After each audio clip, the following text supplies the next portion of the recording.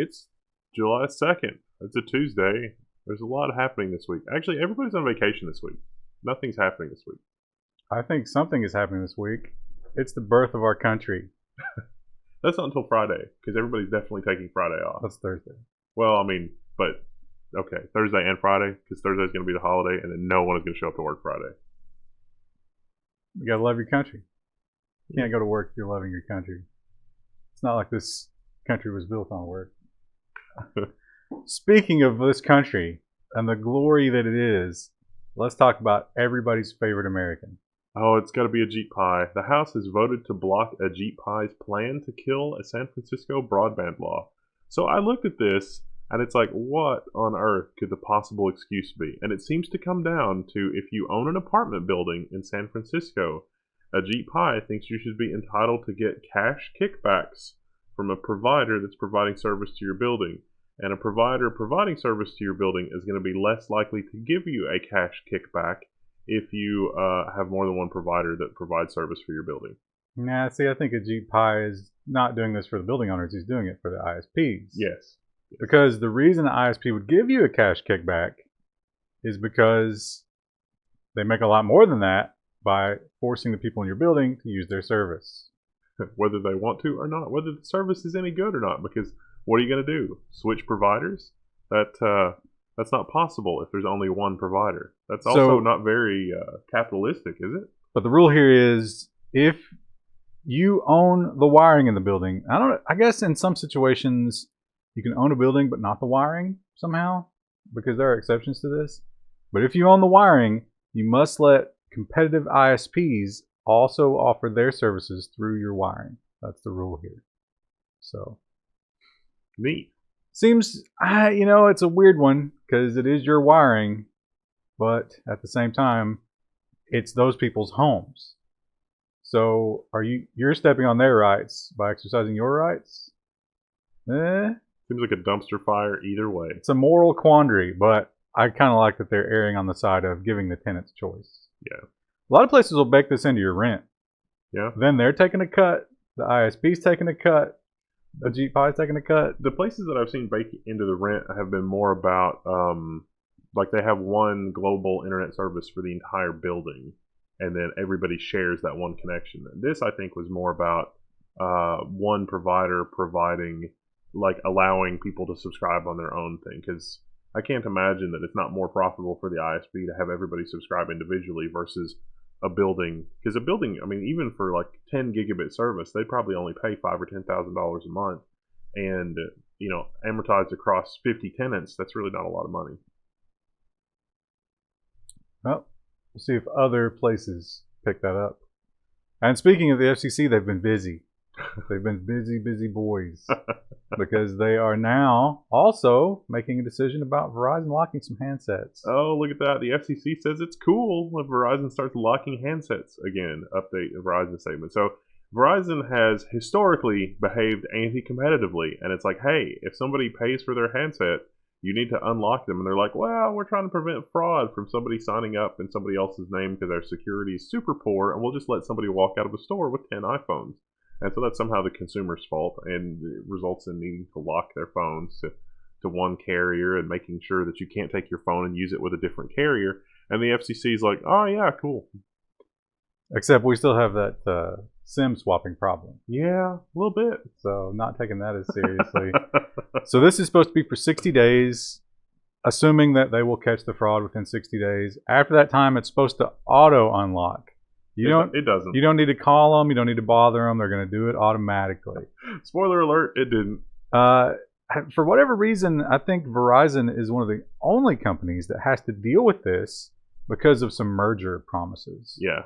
And the other companies, they'll just do it anyway. They'll just screw you with the locks anyway. So Verizon wanted this to be even better for them, but actually the FCC kind of took a stand and only gave them half a pie.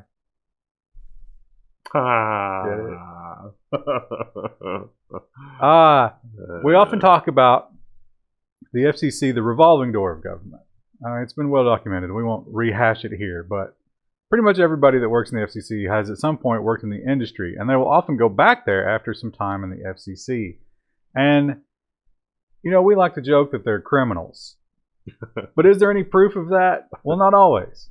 But sometimes. Sometimes there is, it turns out. The ex-chair of the FCC Broadband Committee gets 5 years in prison for fraud. So what did she do? She said that they were going to build a ton of fiber optic infrastructure in Alaska, and she forged a bunch of contracts with companies that were willing to pay at a certain rate. And then so she went to investors and said, hey, if we can get a bunch of investment, then we can build out this fiber network and we'll have a ton of customers and it'll be great. Now, the bad thing is that that company actually does exist, and they're the ones that, like, once they figured out what she was doing, they sort of blew the whistle on it. She's going to go to jail for 5 years. Then she's got to make some restitution payments, which, I mean, for the level of fraud that we're talking about here, over $100 million is just one of the counts. It's like, 5 years. That doesn't seem like a lot. She was also using the money for her personal lifestyle. So she was negotiating. That was only $300,000.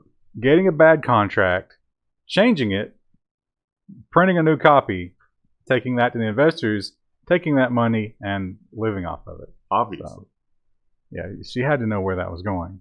I think what she expected to happen there was, because of her master business skills, she was eventually going to convince them to actually do what she wanted. That's what it said in the article, but I have a hard time believing that, because, like, how are you... Well, I mean, it's just, personal delusion. Well, you think about that personality type contributing to the FCC, and, like, the other people at the FCC not being like, wow, she's super weird, we need to get rid of her.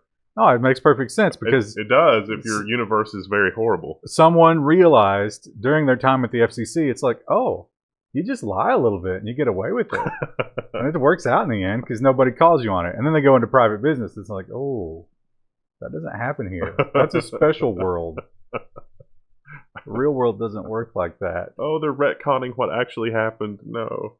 We've talked a lot about encryption, and every government, China and Russia, clearly, they don't make any bones about it. No encryption. Australia, very draconian. Most of the EU they haven't outright done away with it, but they're definitely setting up for it. Scared to death of encryption. But what about the good old US of A? You don't really hear about, the FBI has been very vocal. Yeah, some of the alphabet agencies, but the lawmakers don't really talk about it too much. But maybe just because they're not talking about it doesn't mean they're not doing it. Trump's White House reportedly debating encryption policy behind closed doors. So, yeah. Look at Bolton back there being ominous. We got to bomb him, man. That's a great photo. I can't help but think that they blurred Trump, like that's not actually Boca, that they just blurred him a bunch, but he definitely looks concerned. And also, the seal in the background here looks like he's got just a wicked rat tail because it's blurred. Like a mullet. So yeah, we really don't know much about this, except that things are being discussed, and that same FBI director is saying the same crap. It's like, we can't just have this secret place that law enforcement can't look into. We just cannot have that. And Trump's an impressionable guy. Okay, he could be convinced, I think, which is not good. Unfortunate, but I guess we'll find out more about that, or maybe we won't. Maybe we'll just, like, there'll be a law one day, and it's like, here it is. Look, all the other Five Eyes nations are doing away with encryption. We should too, and it's just like, what? No, no. So we know about when we use these online services, Google, Facebook, and so forth, they are for sure selling our data. That's how a lot of them make all their money, like Facebook, for example, the ad system. But what we don't know is what that's actually worth. What is your data worth? We assume it's probably not much individually, but in aggregate, it's worth a lot. But what if we could know? What if we knew our number? A U.S. bill is going to force tech giants to tell users how much their data is worth. The bill would also force large tech companies to disclose what user data they collect and how they're monetizing it. So this seems like it would open up the door for a lot of civil lawsuits, which is maybe what's going to happen here, because you think about Facebook, and Facebook's entire business model, as large and as wealthy as they are, is built on user data. And so, if they've got 1 million users, then those 1 million users, their data is going to be hugely valuable. So if they breach something and they lose 10,000 users worth of data, it's going to be easy to calculate what the lawsuit value is. Let me give you a great idea here. It's free of charge. Level 1 tip. if you're a young programmer, you want a project to work on.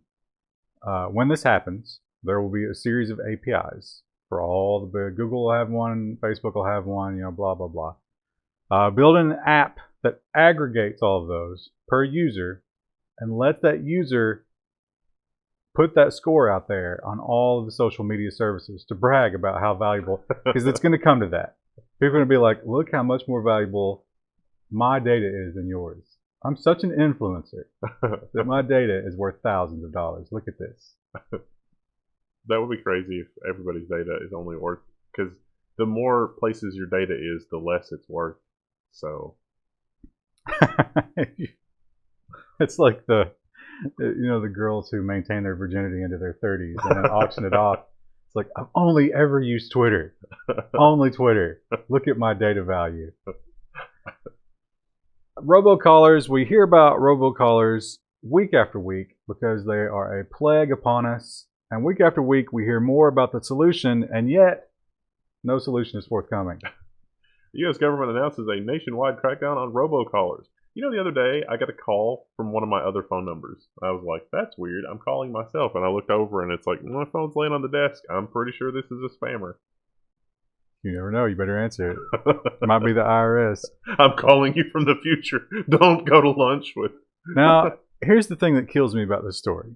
Mr. Derek Jason Bartoli apparently wrote this software and is himself responsible for 57 million calls. Why is this man still free? Why have his neighbors not killed him? We know who he is. What? Send the marshals to round him up and put him in jail. Round him up? Send the black teams from the alphabet agencies to disappear him. Put him in a room with 24-hour sleeplessness and the heavy metal Guantanamo. That whole situation. Do that to him. I was going to say he needs to go. You remember last week we learned about the how U.S. intelligence people had compromised the power grid in Russia. Just put him on that team and have him do this in Russia. No, he must suffer. There's no coming back for him. That's a broken human being. Also, this new redesign of Chromium makes it really hard to tell which is the active tab. I don't care for it. We did some software updates. Hopefully it won't be terrible. Remember that time that we almost went to war with Iran a few weeks ago? Which time? The most recent one. So we've learned after the fact that Trump, he had his finger on the button. He was ready to go. They had all the military assets in place. And at the last minute, he was like, no, we'll hack them instead. And now we know for sure. That's actually, it seems weird that this would be posted on ZDNet, but the U.S. has launched a cyber attack aimed at Iranian rocket and missile systems. The attack took place last week after President Trump backed off from using controversial weapon strike in Iran. So, Conventional. Not controversial. I mean, it could be both. Yeah, we don't have a lot of info on this. I mean, obviously they won't give the exact details, but like you say, it's weird. Basically, they called up the Iranian missile defense systems and said, hey, heads up, better watch out. We're coming. Got our eyes on you. So we don't know. I think Iran said this was unsuccessful, but you never know what's just propaganda with both sides. But probably overall better than just bombing them. Yeah. For everybody involved. I mean, Mr. Bolton doesn't think so. But. Well, his frown is just, it's like baked into his face. I mean, you don't know what's going on into that vicious stash. Oh, the NSA. Every week now we talk about the NSA, about something that happened a long time ago, but it's in the news every week. The NSA has improperly collected U.S. phone call data after saying that it had a problem with something, or it had the problem fixed. So, yeah, we reported on this 2 or 3 times, and it's like, this is not fixed. They're still collecting the data. And now we have the admission that they're still collecting the data. It turns out when you have this kind of an apparatus that's so invasive, it's hard to turn it off.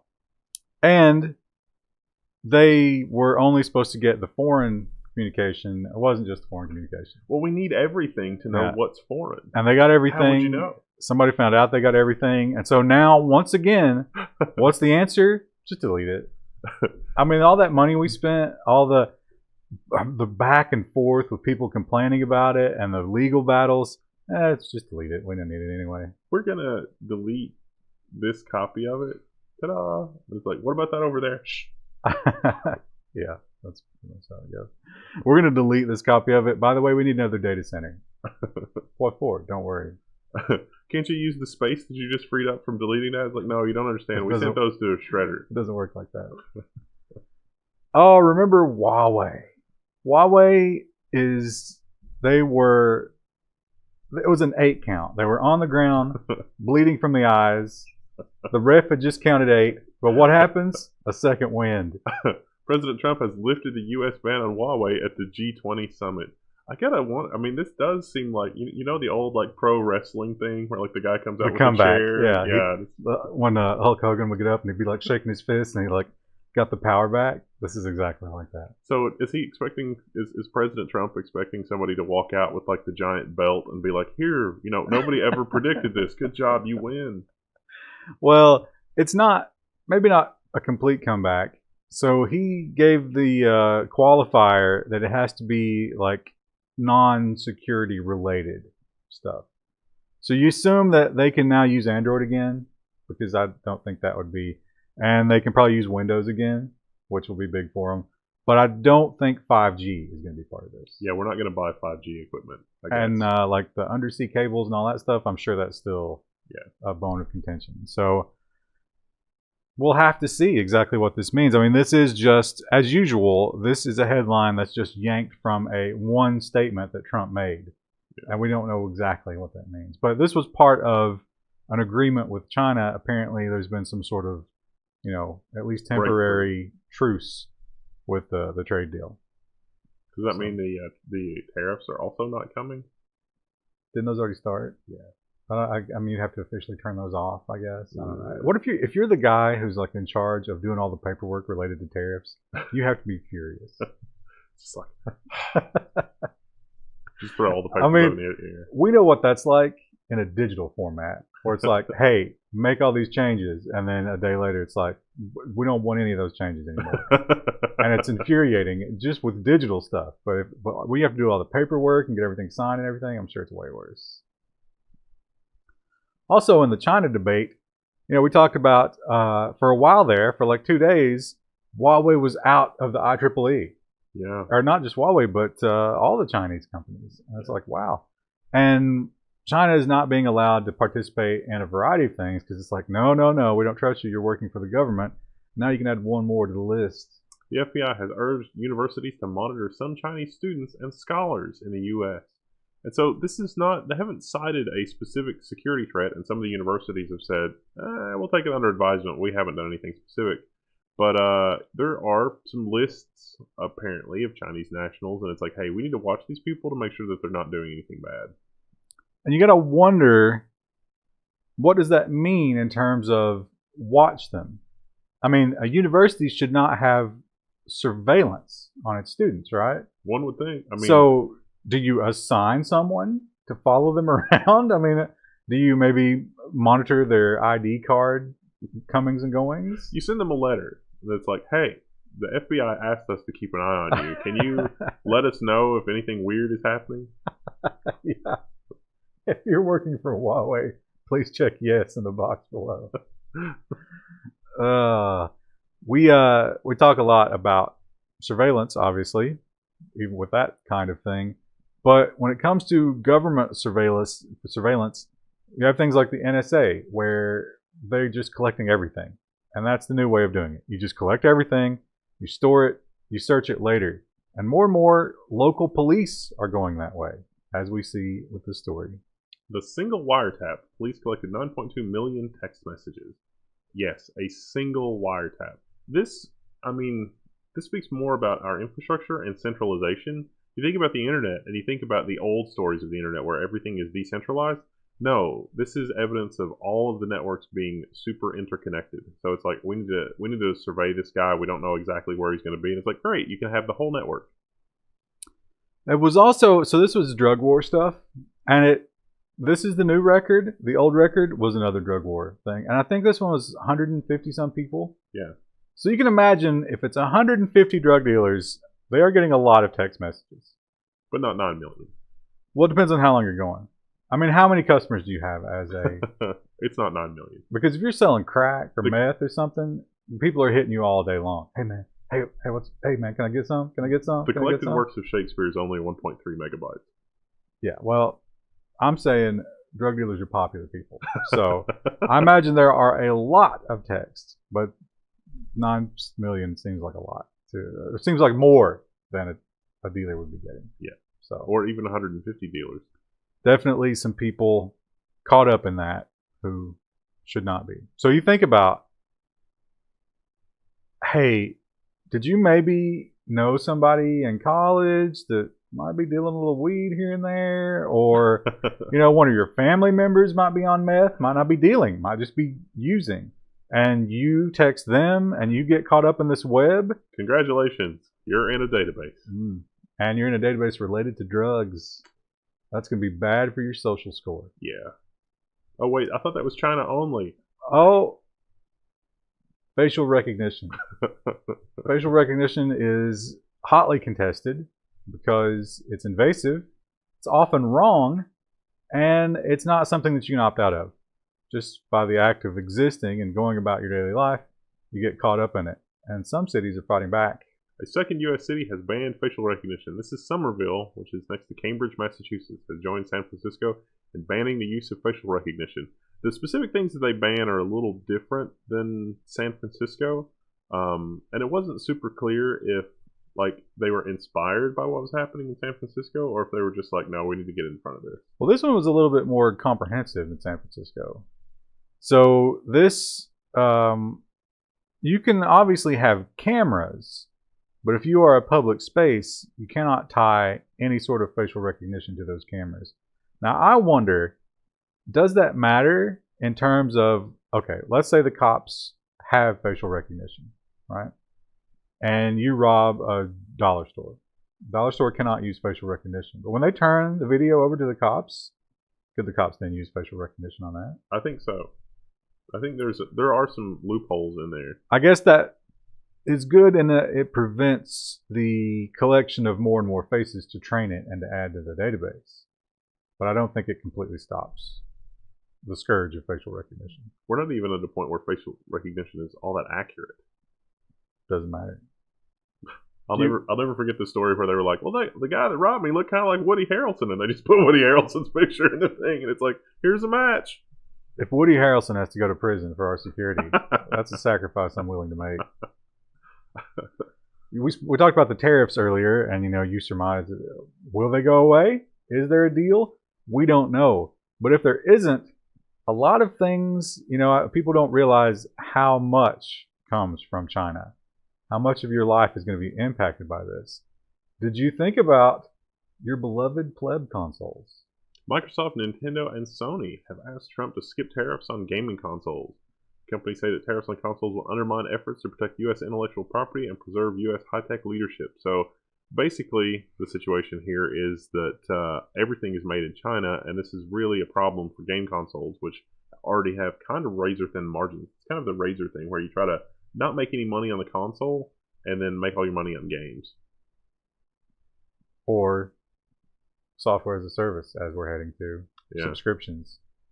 I don't understand how it protects intellectual property, because under this system, we're sending all of our intellectual property over there to get made, and they're stealing it. or designing it in the first place, as the case may be. I think more importantly, it's going to undermine profits, and that's what they're most concerned about.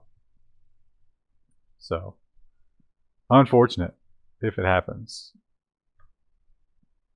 The DMV, as we know, collects a lot of data and has a lot of data because pretty much everybody drives, right? That's the Department of Motor Vehicles, where when you drive a car, they've got all your stuff. And you have to renew and blah, blah, blah. It's a huge pain in the ass. They keep all that data, and it's available to all cops who would never abuse it because they are paragons of virtue. Oh, wait. A Minnesota cop has been awarded $585,000 after colleagues snooped on her DMV data. What this article is light on is details about exactly how and why they snooped on her.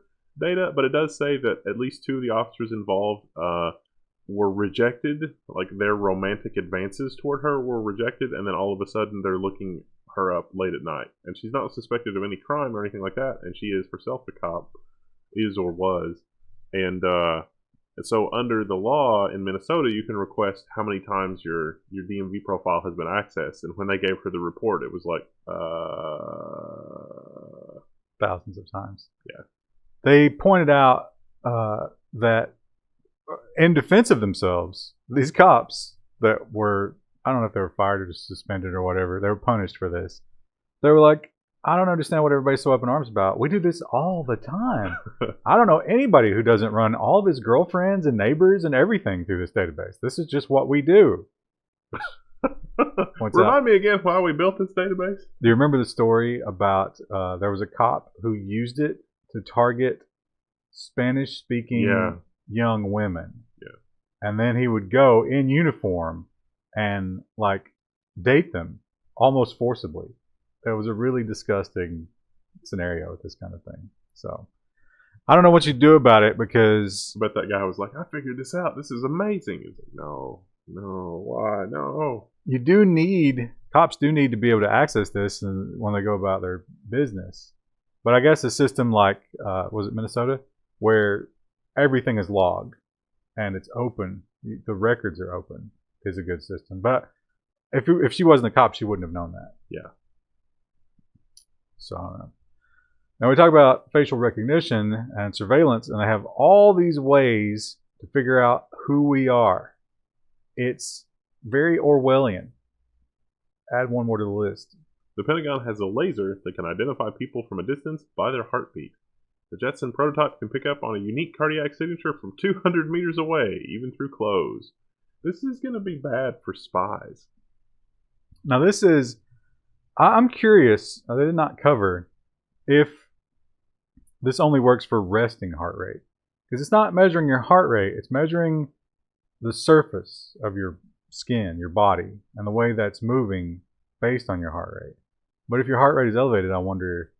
I'd say that it probably is just like the actual cardiac event. Like the way that it's worded, it makes me think that like for a particular heartbeat, whether it's happening, 60 times a second or 120 times a second, it's like that that vibration is unique to each individual. Now it says through clothes, but it's only through light clothing, like cotton or something like that. So if you're afraid of this, just put on a parka. Well, they have another laser that can burn a small hole in your clothes and your parka, and then it's like, ow, what was that? Get a parka that has a really offensive smell when it burns. Some sort of horrible flame retardant clothing. Oh man, can you imagine if somebody had like an antique parka that didn't have all the flame retardant chemicals in it, and they were trying to ID them? They would accidentally set somebody on fire from a distance. I guess if they're a dissident, that's one way of dealing with them, right? When you go to prison, you have nothing to do except read. They don't even let you lift weights anymore because they say that's a risk. You can go to the library, and that's what most people do. And a lot of places will try to encourage rehabilitation, right? You learn a trade. So when you get out of prison, you have something to do other than go back to crime, which is what makes this story really weird and sad. Prisons are banning books that teach prisoners how to code. Oregon prisons have banned dozens of books about technology and programming, like Microsoft Excel 2016 for Dummies, citing security reasons. So learning how to code and Excel for Dummies, and also like Windows 95 for Dummies is on the list, is also included in this. That one should be on the list because you're wasting your time. But the idea is, and we've seen this. Remember the guys that were running the crypto servers and the ceilings? These guys have nothing to do all day long, and they can actually learn a crazy amount simply because, think about how much you could learn if you were locked in a room with nothing to do. And you have to do something to stop the monotony. So you simply learn. Well, I saw that some of the books, like the Black Hat hacking books and that kind of thing, I could see that situations like that would create a headache for prison administrators, maybe if the inmates had computer access. But the vast majority of those books seem like that they would not be that. Well, they have no idea, right? They're banning everything because prisons attract a very basic kind of employee, right? Like they put all those prisons out there in like Colorado, Montana, and all those places because they had economies with no jobs and nobody had any experience or education. And then fracking started, and the shale industry took all the prison workers because it's like, hey, here's another job where you just have to show up and be a warm body. And so they probably don't know the difference between Excel 2016 and Windows 95, and they're just terrified that these prisoners who have all day to find out ways to screw them are. It's going to be like in movies. Yeah, and I don't know, but it would be. I mean, if I ever had to go to prison, that would be definitely the shit I'd be reading, right? Because it you have a chance to improve yourself when you don't have anything else to do. Why not? If you can afford these books or whatever. But also, imagine how difficult it would be to learn all that stuff without ever touching a computer. That would be insane. I mean, if you got nothing else to do, I imagine it's possible, but that was one of the things that Stephen Hawking always credited. It's like, how are you so brilliant, blah, blah, blah. He's like, I'm not in prison. Well, no, a prison of his own mind. All right, yeah. So yeah, he's got, I mean, I guess that's, when did that happen to him? Was that the 90s? No, it was progressive as it happened when he was But when did he young. go into the chair, I mean? The 70s. So he didn't get that screen. Imagine how the world opened up to him when he got the internet. That was probably huge. Yeah. Speaking of blasts from the past, remember Theranos and young Miss Holmes? She's getting a movie. That's not what this is about, though. Theranos founder Elizabeth Holmes to stand trial. That's very different than a movie in 2020. Look at her. She's as adorable as she is crazy. Well, it turns out, yep, she's going to have to stand trial. And it has to do with the fact that she defrauded a lot of people. Turns out her blood test thing, that was vastly overstated. It never worked. And so this is similar to the Alaska story. Yeah. She was taking investment money a lot more than the Alaska lady did, orders of magnitude more. And here she is now, under trial. Sad. Oh, it's so hard to tell which one of these tabs is active. When you have your military networks, you have to protect them. You can put them on the public internet. That's what they were originally. You shouldn't do that. Because China will come along. And China reroute the traffic. Or the U.S. And that is why it seems weird to read this headline. Germany and the Netherlands to build the first ever joint military internet. So remember how earlier we said that because of the commercialization of the internet, it's led to just this vast centralization? Turns out that's bad if you need to use a global distributed network for things like military operations. It's not very redundant because all of those redundant links have been consolidated into single links. And so Germany and the Netherlands are getting together to build the first ever joint military internet. And satellite connections are a part of this, which I thought was interesting. It's called the Tactical Edge Network, which seems stupid. Here's the thing about it. A lot of people criticize the EU, saying that the EU is kind of a bit of a proxy for Germany because they pretty much pay for it and they make a lot of the decisions and they're the most powerful economically and they're kind of, carrying the European economy on their back. And this points more to that, doesn't it? It sure seems to. Yeah. Weird. We'll see how it works out. Now, a lot of people, well, I don't know about a lot of people, but the EU certainly wants an EU military. They want an army that's not beholden to any single country. And this would definitely be a step in the direction of that. What could go wrong? Can you imagine, like, Facebook? It's like, here's the European Union army. It's like they've come to collect a fine. Yeah, from your country, which is in the EU. Yeah. And your military has been gutted because they sent half the troops. I think they would be quickly, I don't know if they'd be surprised, but well, yeah, they would probably be surprised to find out that the loyalty would not be to the. Wasn't there something like that in the French, the Maginot Line? Yeah. They'd staffed it with ethnic Germans. Yeah. They were just like, nope, I don't think so, brother. Oh, you remember that time that Russia hacked our #1 social network? Oh, wait. It turns out that Western intelligence hacked Russia's Google Yandex. Yandex is what it's called, to spy on accounts, according to sources. So remember how last week it was like we were hacking Russia's electrical grid, and now it's like, oh, we also hacked Yandex to spy on accounts. So it turns out that Google, knows a lot about you. Russia's Google, Yandex, also knows a lot about Russians that use it. So what better place to gather intelligence? And this, well, they compared it to Google, but I guess Alphabet would be the better comparison now, because this Yandex thing covers a huge array of services, like Alphabet does. So it's not just a search engine or a social media thing, or it's all those things under one roof. They were trying to get into the authentication. They wanted to hack the logins, and they wanted to hack particular users. But according to Russia, they didn't get away with it. We would have gotten away with it too if it weren't for you meddling kids and your proper network monitoring. Yeah, they figured it out quickly. Good job, Yandex, I guess.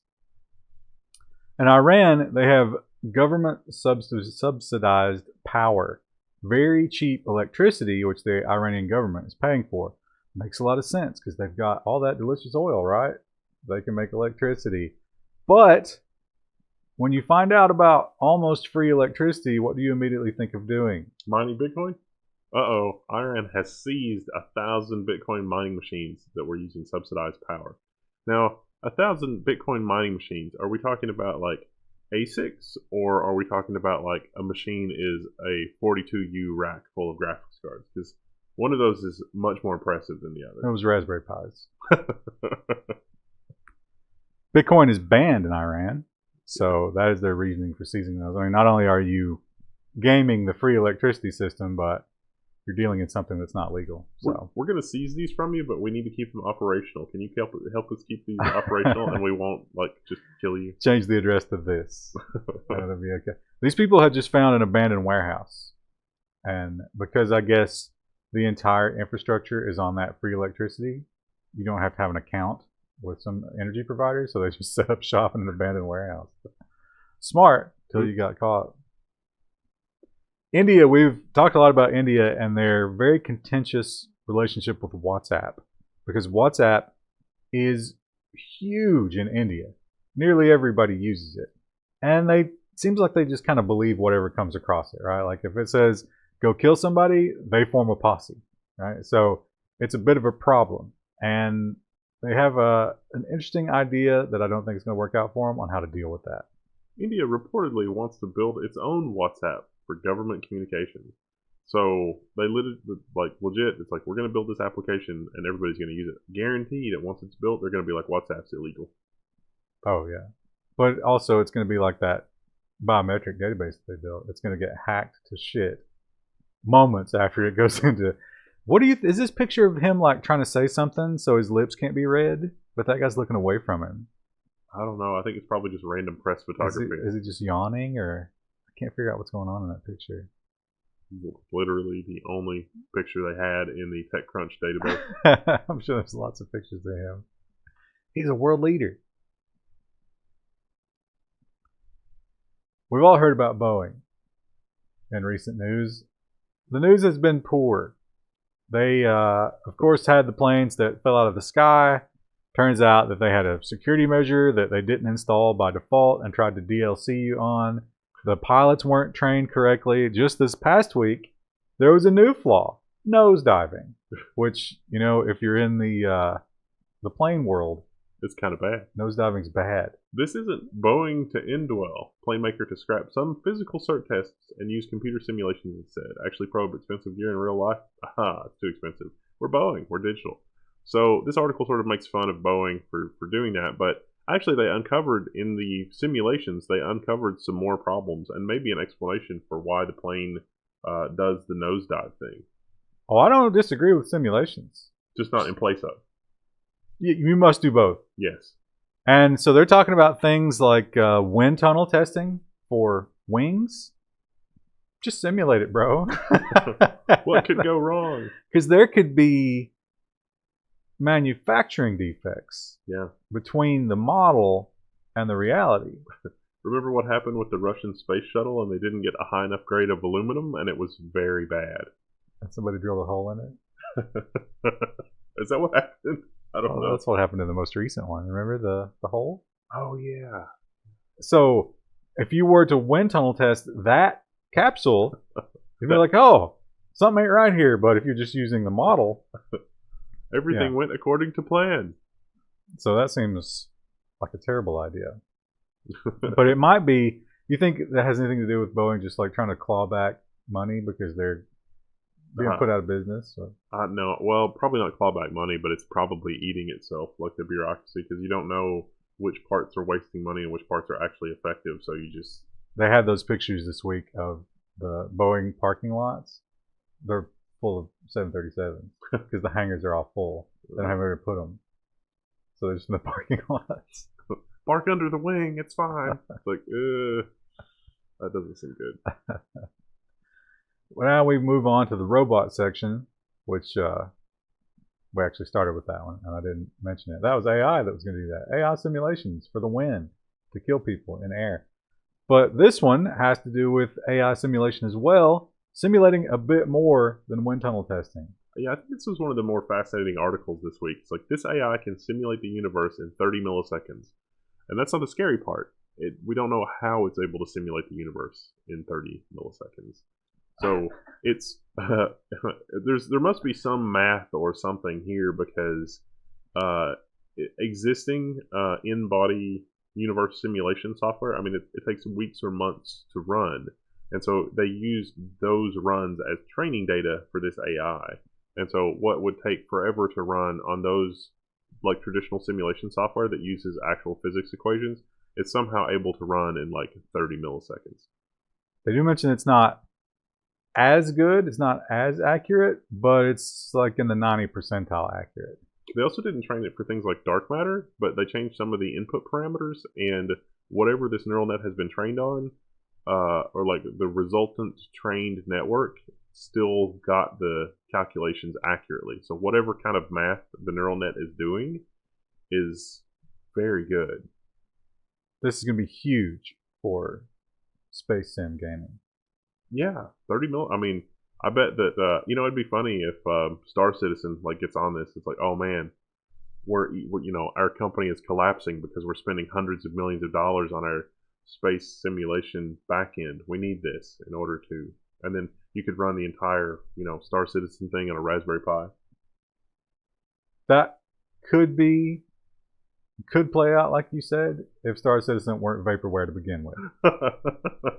You can also download the source for this, which is probably a lot of fun, but I have not done yet. Run your own universe. Change a few variables. See what things would be like in a different world. I thought this next story was a nonsense story.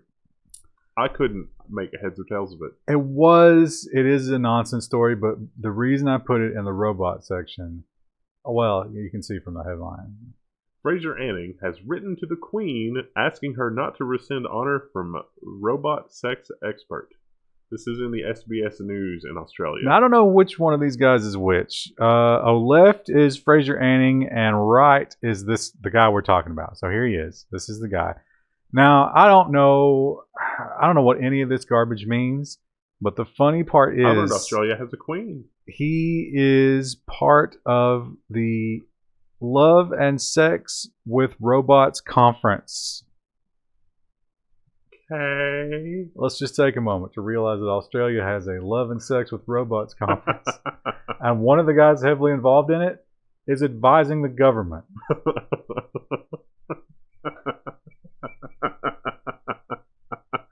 He also has caused some controversy because he was talking about Muslim immigration into Australia. Yeah, the comment seemed a little extreme there. Referred to it as needing to find a final solution. A little tone deaf. Oh, no. So. That's literally in the article. That's a bad look for the robot lovers of Australia. This is a terrible layout. If Krista were here, she would tear this apart. Oh yeah, and Krista's not here. For those of you who are like, where's Krista? She's camping. She's backpacking. Oh wait, you say. Didn't she backpack 2 weeks ago? No. That trip was canceled, but she didn't come that week. But now that she's rescheduled, so she didn't come this week either. It did rain unexpectedly the other day, so we don't know. Yeah. Rain and hail, it was crazy. And that was like she was just about to leave to go to the backpacking trip. Does that mean we're going to play more Stellaris tonight? Somebody turned on the faucet. But yeah, so she's not here. Presumably still alive, although we have no proof of that. No proof of life. Let's talk about Toyota. Can you imagine getting that call from Rue? Just, what? I don't think Rue knows. Let's talk about Toyota and their basketball playing robot. Toyota is building a robot that can play basketball, and it looks really scary. Q3. Why is it named Q3? Because the first two were named Q1 and 2. Why Q? I don't know. What does the number 93 mean? I don't know.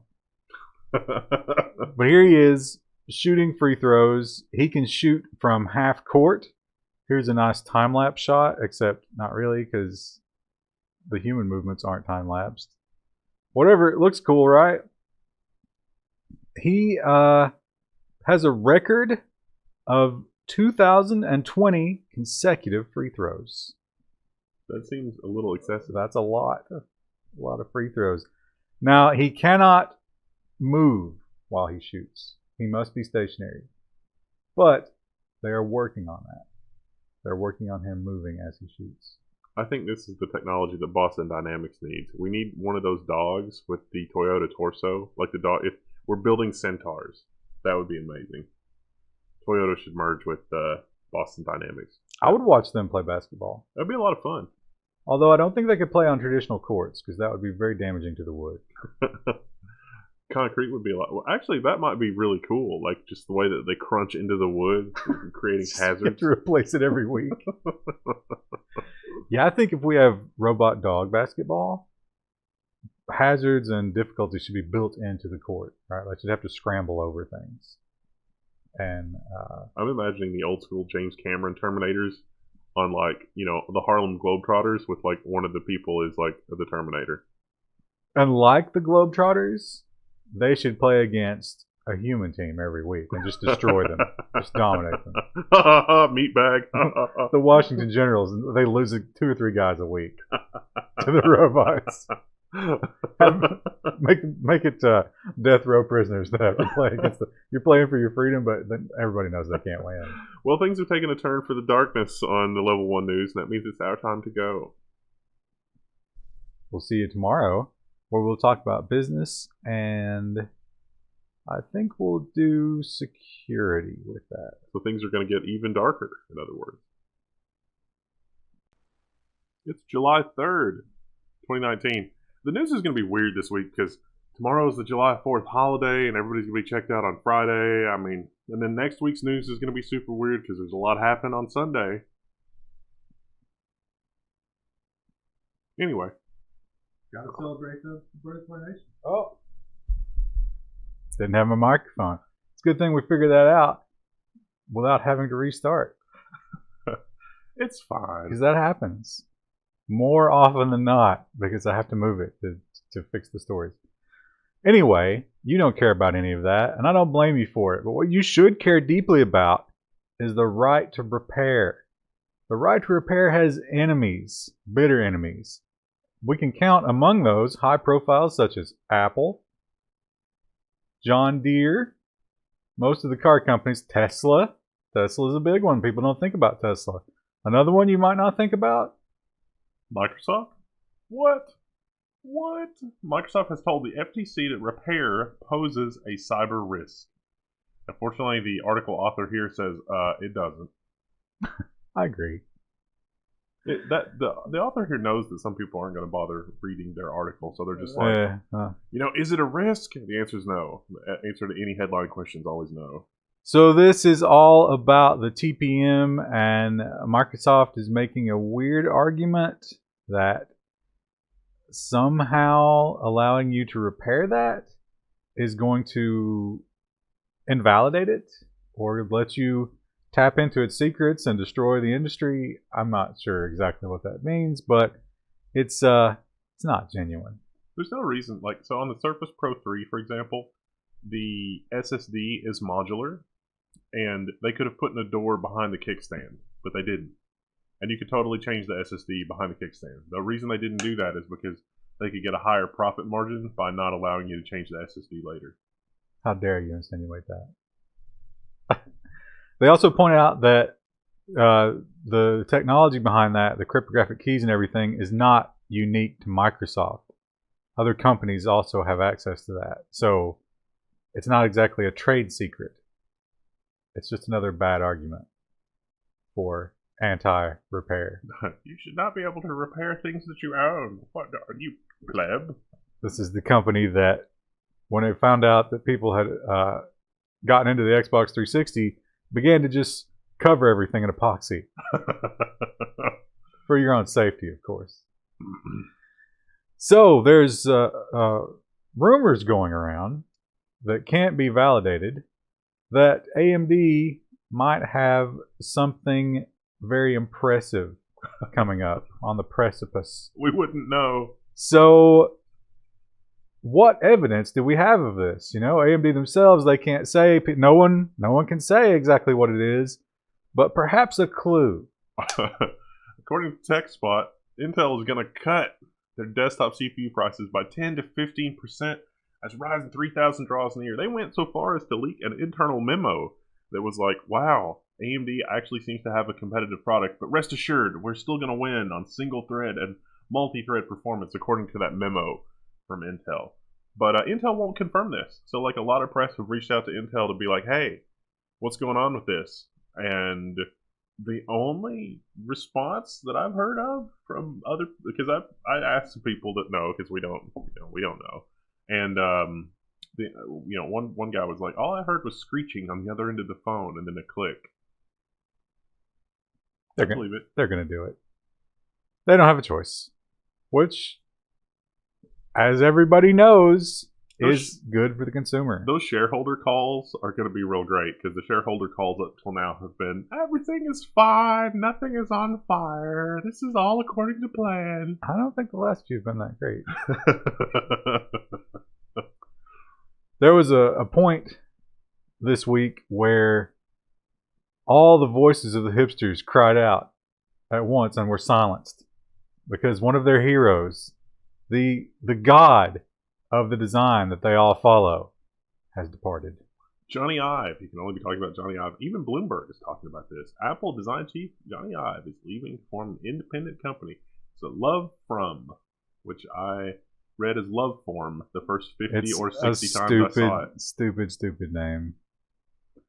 Now, here's the good news. If you're weeping uncontrollably because of that news and you think that the iconic design will no longer be in your Apple products, he's creating Love From, and Love From is going to do business with Apple. Apple's going to be their biggest customer. It's still, Tim Cook. His designs will still be there. Yep. They'll probably cost a little bit more, and that cost will definitely be passed on to you, but you'll still have the classic design that you're used to. How high can those prices go? I mean, we're already like an order of magnitude or more above where I thought that consumers would tolerate, and yet. Now, did he just do UI or did he do actual? No, he did like the hardware design, like the unibody. So, do you think he was behind the stand? Oh, that's a good question. You think the stand was the thing that? It was like, wow, look, these idiots are willing to pay for anything. I'm gonna splinter off because I gotta step this up. I gotta make hay while the sun shines. Well, the news is probably good for AMD. Who can say for sure? But a lot of signs, you shake that 8-ball, you get that all signs point to yes. And but not all the news is good, because the Wall Street Journal, which in the past has had a bit of a spotty record when it comes to detailed tech reporting, they came out with a story that was a little bit critical, and AMD has responded. So AMD blasts the Wall Street Journal over factual errors and omissions. This is talking about the sharing of technology with a joint venture in China. But they got a lot of things wrong. I mean, I don't know anything about doing business in China, and even I know that if you want to have a big company in China, it has to be a joint venture with local Chinese ownership. That's just how it is in China. Like, if you have a company that is not a Chinese company operating in China, all of your stuff is going to be stolen and it's going to be terrible.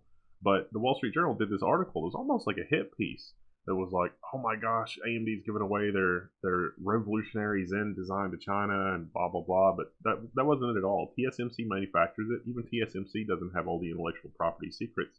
And in rare form, it's unusual for AMD to issue this kind of a response. And the rebuttal is very succinct is not even the right word, but maybe pointed. It's just like, no, this is wrong. This is wrong. This doesn't work like this. This is wrong. They also point out that this is not cutting edge technology that we're talking about here. Well, it's older stuff. It's the original Zen core, which is now 2 generations behind as of the 7th. And even if China were somehow able to reverse engineer that, the reverse engineering is going to take another year or two. And by then, that intellectual property is long since obsolete. I mean, the Zen core is not even the fastest silicon you can get. You could always sell it to Huawei. Huawei's working on their own silicon. Well, I mean, they're not going to be able to buy it from the U.S., although maybe they can now. Who knows? But it's nice to have that in your pocket. Why not? Intel, as we have just discovered, might be in a little bit of hot water. It might be looking to raise a little cash and put that towards some future investment. So it's good news if you're, let's say you're a fledgling company and you're looking to get into the mobile world. Maybe you want to attend this auction. Intel is launching a blockbuster auction for its mobile portfolio. I was talking to some people at Computex about this, and I was like, I think Intel's going to probably have to sell their mobile stuff because of the whole 5G debacle. And it seems like that. I wouldn't have thought that they would do it as an auction. I figured they would probably line everything up behind closed doors, but if it's an auction, they must want to get rid of it like now. Yeah, right around the 7th. The Galaxy Fold had a tenuous birth, and it did not go well when it got into the hands of the testers. Remind me again when that was supposed to launch. It was April, right? Yes, we are now in July. So they have had time to look at it and retest it, or perhaps test it for the first time. And they have now made the decision. It's ready. Samsung Galaxy Fold is now ready for launch, according to the investor. Although this is from South Korea, the South Korea Investor Times. So they're hoping to roll this out in July. And the investor people, I guess, reached out to Samsung and said, hey, so this is going to roll out before the new Note. And Samsung got weird and aggressive and was like, no, this is just like, we're rolling out the new Fold. It's fine. We don't want to talk about the Note. Like, okay.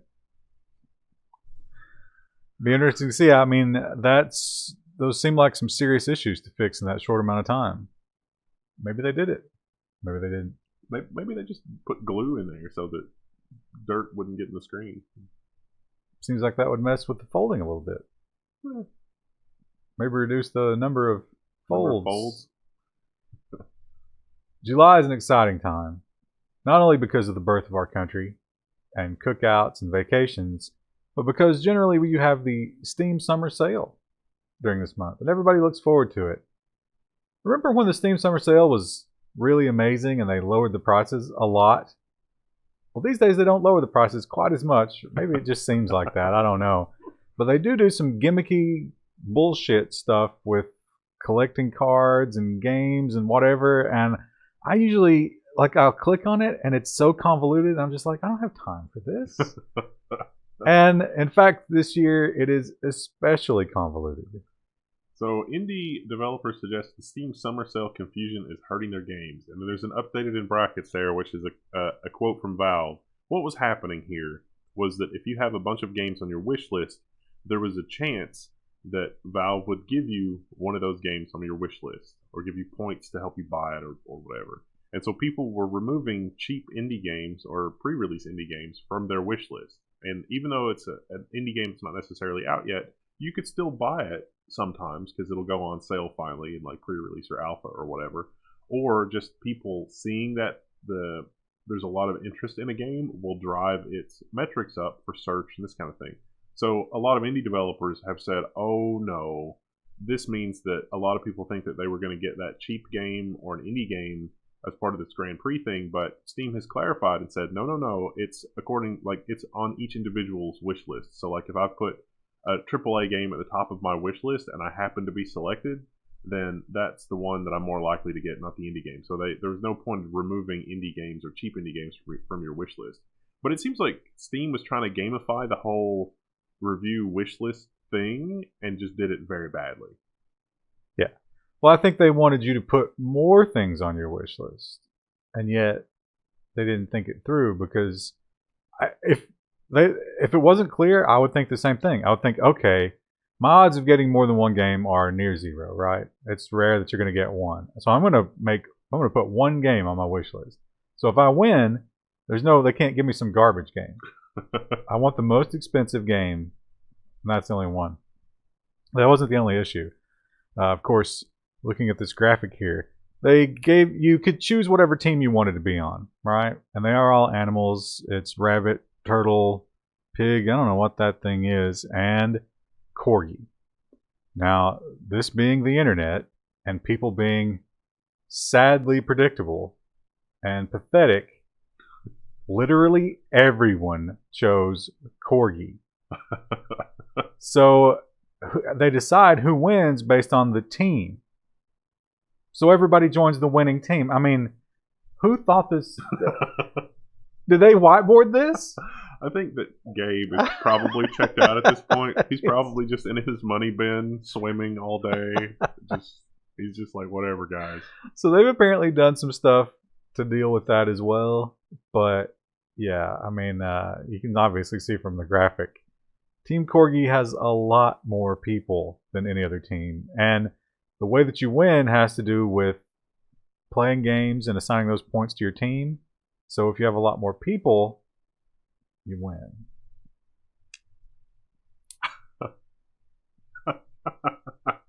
Oh, I cannot tell. The quote from Valve was literally, yeah, we could have done this better. Can you tell which tab is active? Because I can't. I think it's this one, right? Nope. No? Nope. One more. Two more. Oh, okay. I Gotcha. Little bit of hardware news. Hardware. This one, I'm really excited by this. Although I can't pre-order it anywhere. I might be able to pick this up on Micro Center. It turns out I'm going to Micro Center on Sunday the 7th. And this is, if you haven't already guessed what it is based on that, it's the new Pi. Not a Jeep Pi. It's the Raspberry Pi 4, on sale now from $35. Although there are more expensive models that are available with up to 4 gigabytes of memory. I think that one's 50 or 55. 55. They've got the 55 for the 4 gigabyte model. They also have dual HDMI. Yeah, this is cool. Got the dual HDMI. You can buy the various cables and stuff. Everything is $5. The case is $5. Cables are $5. That's actually $3. What a steal! Conversion, USB-C power delivery. Anything finally. you need, you want a book, they've got it. So that's pretty cool. They have dual monitors on a Raspberry Pi. How crazy is that? Beefed up everything, not just the processor, but obviously the video has to be better. Dual 4K from a Raspberry Pi. Imagine it. Imagine a world, ladies and gentlemen. $35. So yeah, comes pre-installed with the OS too. Do you get an SD card? I guess. No, not usually. There's like kits they sell that come with a whole bunch of things. Well, they were talking about it. It comes with the OS, so that must be another option. They don't price that here. Yeah, no, you just get the bare board. I mean, the HDMI cable alone is going to be like another $15 because it's that weird micro HDMI nonsense. Now, not to be left behind, another amazing project that everybody's going to want to be a part of. Introducing the Commodore 64. You know, so it's a full-size Commodore 64 you can do retro computing on. It comes with a bunch of cool stuff. Yes, if you're in, like the Commodore 64, you remember just check it out. It does have modern monitor connections at least, which is good. That's important. Yeah, a little bit. But here's the thing. Do you think it's going to sell more than the PS1 Mini? Because I think it will. I think Sony screwed up the PS1 so bad that this will probably sell more. It's a question of, so the Commodore 64 had cartridge games, which was an interesting thing about it. So is it including that? Can you run ROMs on it? I think you probably can run ROMs, but not officially, like not in any kind of sanctioned way. But there's some stuff that it comes with. Yeah, so it's going to be a matter of this website's a little light. A lot on detail. Retrogames.biz. Let's find out more. Yeah, 720p, 60 hertz, nice. Joystick comes with it. 64 pre-installed games. Okay, yeah. That's not a list of 64 games, though. So that's better than the one you're talking about, the PS1. Yeah, that's my point. It's like this is better executed than the PS1. Load and save your own files and games via USB, and program in C64 or the VIC-20. Yeah, so coming in December. Yeah, I remember we had a Commodore, and it was frustrating because you would try to type in those shitty games or load them from tape. Yeah, the load from tape thing was because everybody always had like the tapes that had been taped over like 5 times, and then there were just all these errors. Yeah, some garbage characters would get in there, and it didn't work. And as a young man, I didn't quite understand what was happening there, but I was is this garbage character supposed to be here, or is this a bad read? I don't. But understand. we had some cartridges. We had I never had any cartridges. Lunar Lander, Radar Rat Race, Seawolf. We had Seawolf. Good times. I think I might have gotten to play one of those, maybe. If you are an owner of a MacBook, specifically a mid-2015 MacBook, the news is bad. Turns out there's a battery recall. It's not nothing to do with the keyboard. Like you would think they would recall the keyboard by now. But now there have been 26 incidents, according to Apple, and that's bad. So they want to talk to everybody about their battery. Well, specifically, they want you to send it back so they can replace it. There's no talking. Time of talking is over. They want to get that out of your hands before it burns someone, and it costs them a lot of money because they're already losing money because Johnny Ive started his own business. He's charging them so much by the hour.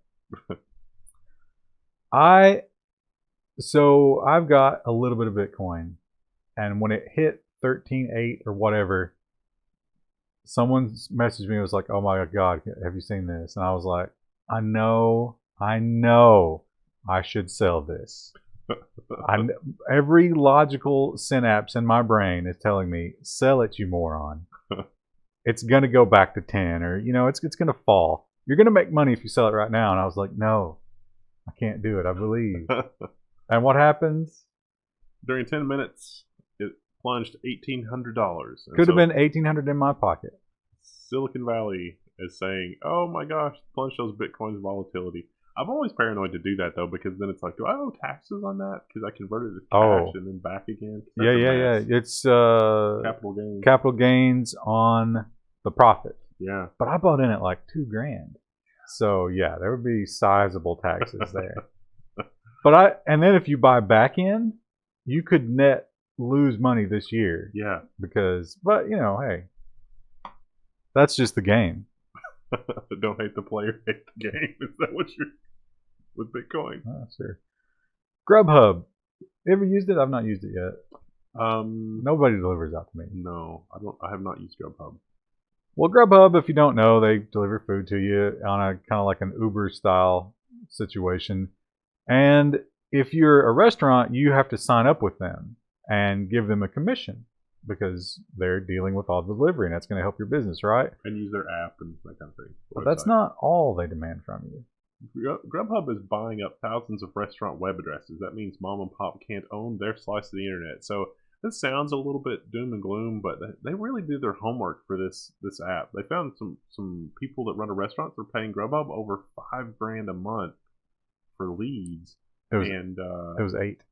Well, 8, I guess, or it's like 7 and then 8. But then Grubhub charges you optimistically based on calls it generates from its app, and then if that doesn't result in a sale, you have to tell them, oh, that didn't result in a sale. Otherwise, they charge you a commission like as if it resulted in a sale.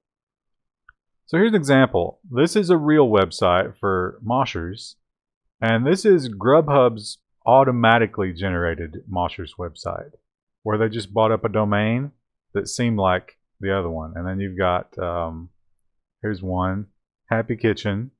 Again, this is Grubhub's pirate site. Now, this is not illegal. Molly Hatchet Sub Shop is a great name.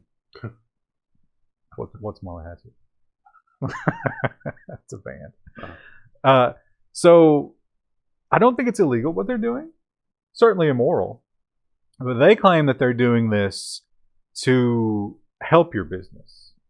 However, like you talk about the phone calls, all the links and all of the phone numbers and everything on these pop-up sites that Grubhub is creating are those commission generating. And they charge more than the restaurant does. So, which is a problem. Well, is it a problem? I don't know. So yeah, and if you try to leave, like this woman figured out she was paying them $8,000 or $7,000 or whatever it was. She wanted to leave, but now she didn't have a website. So she started looking for domains. Well, guess what? Grubhub owns them all. All the versions. So what are you going to do? Restaurant name. Bad news. She also talked about how even though Grubhub did generate more or the same amount of business, she was losing money on all those fees and everything. Yeah, because they've really ratcheted things up. And she said that there were other services like Grubhub that were just flat fee. And so those businesses were competitive for the kinds of things that she was looking for, at least. So if that's true, why is one commission-based and the other one flat fee? Because you get all this added value, like them stealing your domains. That's not free. People don't do that for free.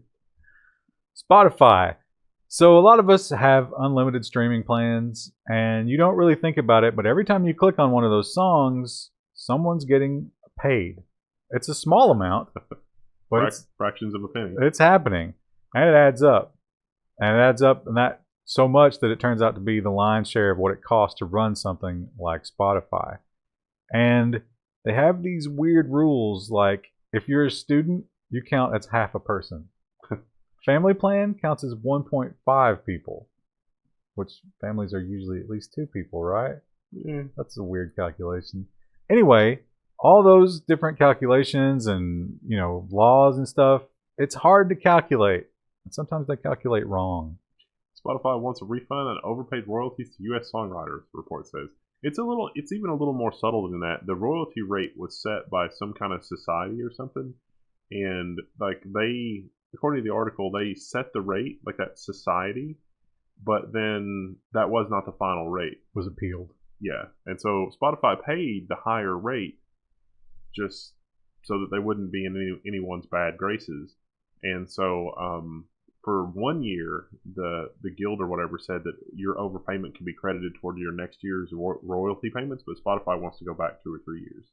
But I wonder, how long does it take for all that to filter down to the actual artist? Because if you're clawing back... It never makes it to the actual artist. Well, I guess that would make it simplify it. But if you're clawing back, I mean, do you call up Taylor Swift and it's like, look, Taylor, you got to write us a check. We paid you too much. It's more like, Taylor, your check this year is going to be real small because we've overpaid you for the last 3 years. Yeah, I think her check's probably okay. Everyone else's will not be. She's doing all right. She probably won't starve, is what I'm saying. Now, this next story, we get a lot of flack in the comments because people will say, I can't believe that you're using website X as a source. Don't you know that they're fake news? I can't believe. Don't you guys know better than to believe this, mass media garbage? And the answer is, sure, we know enough to be skeptical from time to time, but especially with the zeitgeist of YouTube right now, using these mainstream sources gives it a legitimacy, and you expect them to be at least part of the truth from which you can kind of talk about from there, right? So if we just had Prison Planet up here all the time, we'd be banned and demonetized, and no one would believe us, and maybe they get something right once in a while, and maybe Breitbart and all these fringe things. We've used Slate. Slate is absolutely just Washington Post. We use the Washington Post from time to time, but it's like get everybody's viewpoint and then talk about it. We're not trying to ignore one place or the other. So all that to say, this was a huge story. No one touched it. No one. The Verge, this was the only mainstream article I could find about it, and this is just one that says it's bullshit. Yes. So Project Veritas YouTube sting was deeply misleading and successful. Their subheadline is, James O'Keefe's stunt playbook keeps giving conservative lawmakers ammunition, even if the evidence is all phony. So this is a really interesting take on that situation, but actually watching the videos... Interesting. Actually watching the videos tells quite a different story. So if you don't know what it is, I would highly encourage you to watch it. What a mess. His big thing is hidden camera, right? He gets some young idealist goes in and talks to these various, it's almost always left wing because, they're trying to root out this anti-conservative bias. They talk to some higher up in one of these big companies. They did Wall Street Journal, and then this has been Google. They did Twitter. They've done a lot of the big ones. Pinterest, they just did the thing with Pinterest. And they get them to admit that there are all these actual plans or protocols in place to nudge things. Yeah, for controlling speech, essentially. So he got a very high-ranking Google employee to admit that yes, there is AI that is designed to bias the platform toward whatever they feel like. And she referred to what does she call it, the Trump situation? Like, yes, we have to stop the Trump situation in 2020, whatever that might mean. Now, YouTube took the video down, obviously, right? But it actually, there is a Google policy that's like a privacy policy. It was clear this woman did not want to be recorded. She did not want to be on YouTube. And she was secretly recorded and put on YouTube. So yes, you could take it down based on that. Not to silence it because Google owns you. But this Verge article completely just brushes aside the entire point of the video and was like, it was wrong to film her.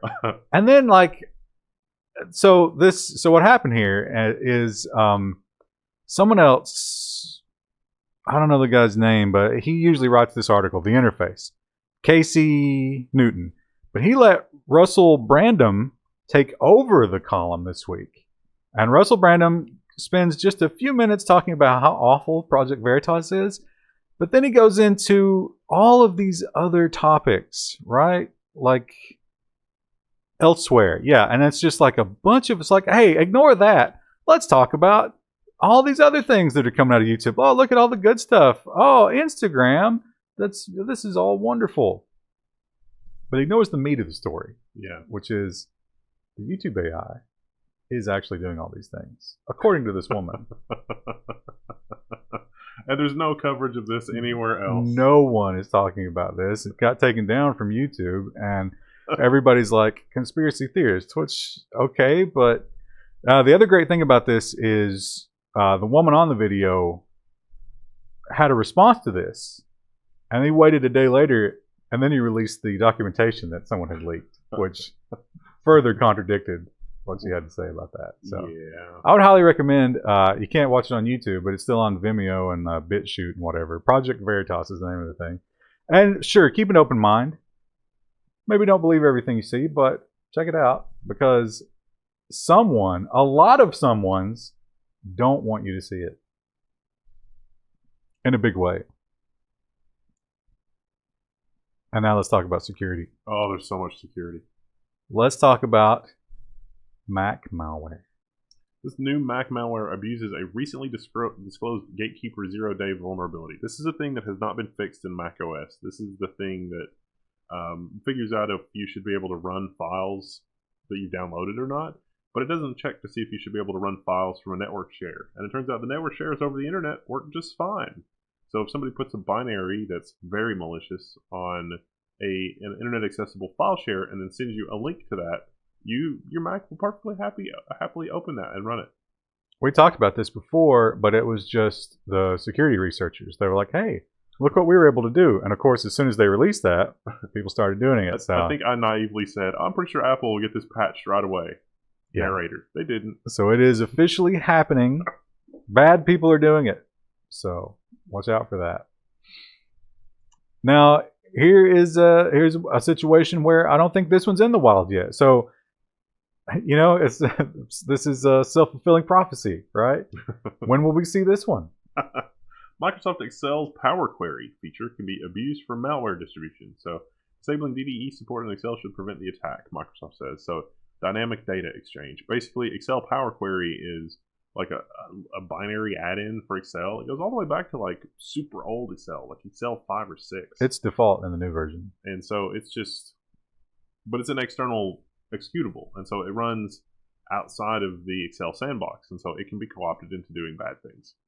Yeah, you can pull in data from other sources, which means that someone could craft an Excel file that pulls in data from their malware server. What could go wrong? Everything can go wrong. We've talked about pacemakers and there's the classic story about the radiation machines, the old computer science ethics. If you ever take a computer science ethics course, you learn about the radiation machine that had the rollover bug.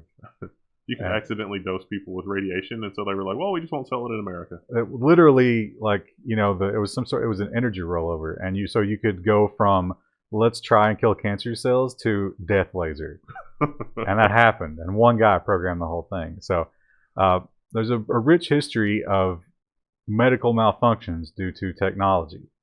Here we have another chapter. The FDA has warned about an insulin pump cybersecurity incident. Now, this is kind of similar. Remember how a few weeks ago, well, it's been a few months ago now, I think, we reported on insulin pumps that were sought after because they had a security vulnerability, because people could monitor their sugar levels and completely automatically close the loop and have their pump work automatically based on sensors. So like while they slept, it could, do the thing, and potentially bad software could kill you, but basically it's probably fine. And so the FDA is now warning that, hey, some of these insulin pumps are so insecure that if somebody is walking around you maliciously with a phone, they can overdose you with insulin. So be careful. What a weird way to go. How do you think insurance pays out on that? No. You're going to be wrapped up in an insurance investigation or your loved ones will. You'll be dead. But for the rest of their lives, they're going to be trying to get that life insurance claim because that is not something they're going to believe.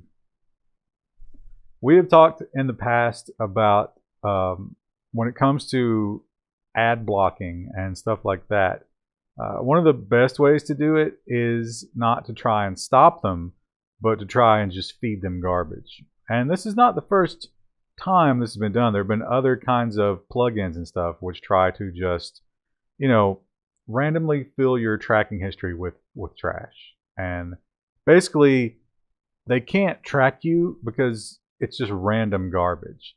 But this one brings kind of a fun new twist to it by giving it character classes. Firefox will give you a fake browsing history to fool advertisers. You can be a filthy rich person, a prepper, an influencer, or a hype beast. So Firefox is coming out with a new version that it seems really awesome, and it's got a lot of do not track and anti-track features in them, and this will actually pollute the trackers and advertisers with lots and lots of fake data, because you're going to real websites and it seems like real browsing, but it's not. Now, it does mention that it opens up 100 tabs at a time, and we can tell you from experience, if you're not using an ad blocker, now if you are using an ad blocker, this is kind of pointless, because you're going to go to these sites and your ad blocker is going to stop this from reporting, so you're not going to get any of the effects. You're just wasting your time. But if you open 100 tabs without an ad blocker, I don't see how it's not going to crash the browser. It would have to open it in a new process that's just running somewhere else, and it's like it doesn't matter if the user experience there is terrible. Maybe the resources they save by not actually rendering images or anything is good. I don't know, those tracking strips though. It seems like those still, maybe it closes them as soon as it finishes loading the page. I don't know, but it is an interesting way of, the guy that tested it, he said that he went with the influencer one, and immediately everything he saw online was makeup and yoga pants and tropical vacations, and it was like, wow, that's really effective because it overrode what he was already getting with his real profile almost immediately. So pretty cool. The cloud has many uses, but perhaps one of the uses that you didn't think about was China using the cloud and using it to leap down from and attack our infrastructure. Inside the West's failed fight against China's cloud hopper attacks. So if you run your stuff on the internet, it's like, hey, we're getting a lot of traffic from China. We should probably just block all the traffic from China. Okay, sounds good. But like the U.S., remember the stories about the U.S. where it's like, we're going to invade Russia's power grid and then use that. It's like, we're in here, you can't get rid of us. Don't do anything bad or we'll shut the power grid down. China is spending time inside of American companies, and so they can launch attacks from inside of compromised infrastructure actually inside America. There were big names, HP Enterprise. Well, they were very careful to, apparently there's a federal investigation going on, and they didn't want to name companies, but the journalists here figured out it was HP Enterprise and one other. Well, no, here's there. Fujitsu, Tata Consultancy Services, NTT, Dimension Data, yada, yada, yada, HPE.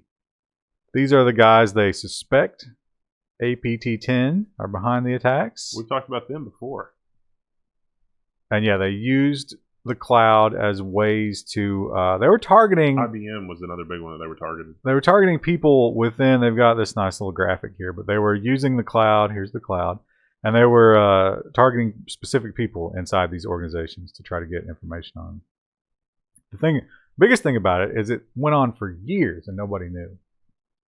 So, impressive. Dangerous, but impressive. Amazon drone delivery is perhaps a dream, a dystopian dream, but still a dream. I mean, the idea that you can just get your package almost immediately, you don't have to interact with a human. A lot of people have been dreaming about that. But aside from the obvious hurdles and issues that come with drone delivery, the job destruction and the dead pets, there are some things that you might not have thought about. But you can bet your ass that Amazon thought about them because they patented them. Amazon has patented its surveillance as a service tech for its delivery drones, including technology that cuts out footage of your neighbor's house. So, as usual, they have some nice images from the patent here. So there's an exclusion zone.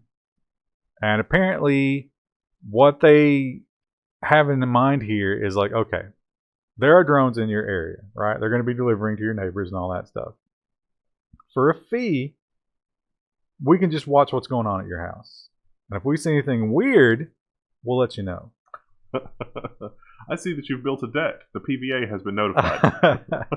They mention things like cars parked there that shouldn't be, people, if it sees people in your yard that shouldn't be there, open garage doors during times when it shouldn't be like that.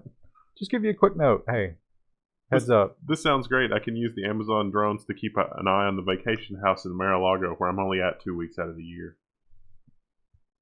Mar-a-Lago. That's not what that is. I know that's not what that is. It's a building. Yeah. So they talk about you could do weekly visits, daily visits. How about hourly visits?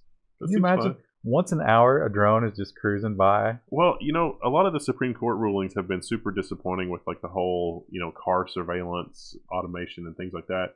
What's to stop a private investigation service from just launching a fleet of drones? Like, for a fee, you could just have somebody surveilled 24 hours a day, 7 days a week by robots and drones. Well, with the Amazon one, they're careful to say that it's going to be you. Well, yeah, so you can't do that to somebody else. So what you're telling me is I could go copy paste Amazon's patent and be like, it does this, but it's for hire, and it doesn't just do you, it does anybody. Well, I suppose, when you are in public, you have no right to privacy. So if the drone recognized your vehicle through image recognition and just follows you, that'd be legal, right? Well, and that one ruling was like, if your car is parked in your driveway, but your car can be observed from a public area, then that doesn't count. And it's like, Supreme Court justices, do you really want to open that can of worms? Yeah, but isn't so far above your house, because you don't have any control over the air traffic. Right. So at some point, at so many feet, it doesn't matter. Yeah. So it could just hover there, and the cameras are good enough. Just zoom right in. Or just like land on a tree or a telephone pole or something or a street light and just wait there. And it's like, let's get the Pentagon's laser thing, and it's just like, oh no, he's in there. Dark times. But think of all the package deliveries. I can get same day delivery from Amazon. It's all worth it. Speaking of surveillance, how about when you install the surveillance on your own, right? They don't have to send the drone because you, like the sheep that you are, have outfitted your entire house with cameras and given them access to it. Google admits that it's got a bug that could let people spy on Nest cameras. So if you buy a used Nest camera, even if you've wiped it, when you re-enroll it online, it lets people that used to own it access a feed of images from it because of a bug in the cloud service. It's Wink. So if you use Wink, I don't know exactly what Wink is, but Wink never forgets your Nest camera, even through a factory reset. It's like, isn't there supposed to be like a password that you set for access to this device? That's too complicated. Something. These people don't know passwords.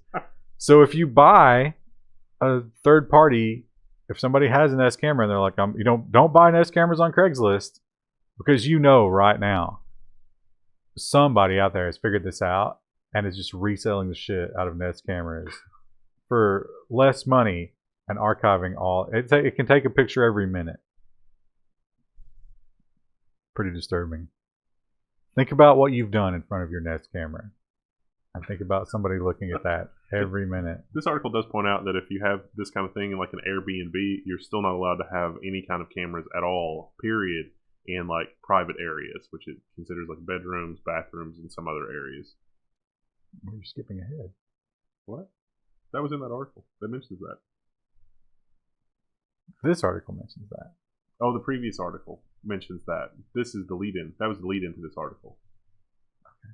So, you can look for cameras. Like the Nest camera is kind of obvious, but how to use this $70 gadget to detect spy cameras in your Airbnb or hotel room. So you're not supposed to have cameras in those private areas, but sometimes people hide them in things like smoke detectors. This thing will help you find it. This is just an RF detector. Pretty simple. It finds electronics, basically. So you can pick one of these up. They mention the brand and everything if you want to look into this. They got theirs, I think, on eBay for $70. Now, there are cameras out there that are designed to hide these signals. And you will not beat that. So if we're talking about high-level government surveillance, no. Or somebody that had the foresight to wrap their smoke detector surveillance camera in aluminum foil, it won't detect that either. And they're not broadcasting. It's just literally just capturing. Yeah. So, but your average Airbnb creep, probably not that advanced. So if you spend a lot of time in these places, might not be a bad investment. Yeah, it says $70. I mean, that's pretty good. And it's probably fun. You can pretend to be a spy, uncovering all the cameras. I wonder if you get a refund. It's like that's like Airbnb bingo. It's like, oh, looks like our stay is free. They mentioned that you can get a refund, but people had been charged cancellation fees because they found a camera and left, which is dark. That's terrible. Yeah. This week in Florida, we talked about, was it Baltimore? And then there was another city that got hit hard. There were several cities that have been hit hard by crypto, but there have been 2 cities in Florida in a 2-week span that have been also hit hard. Yeah, I was trying to think of the other places, though.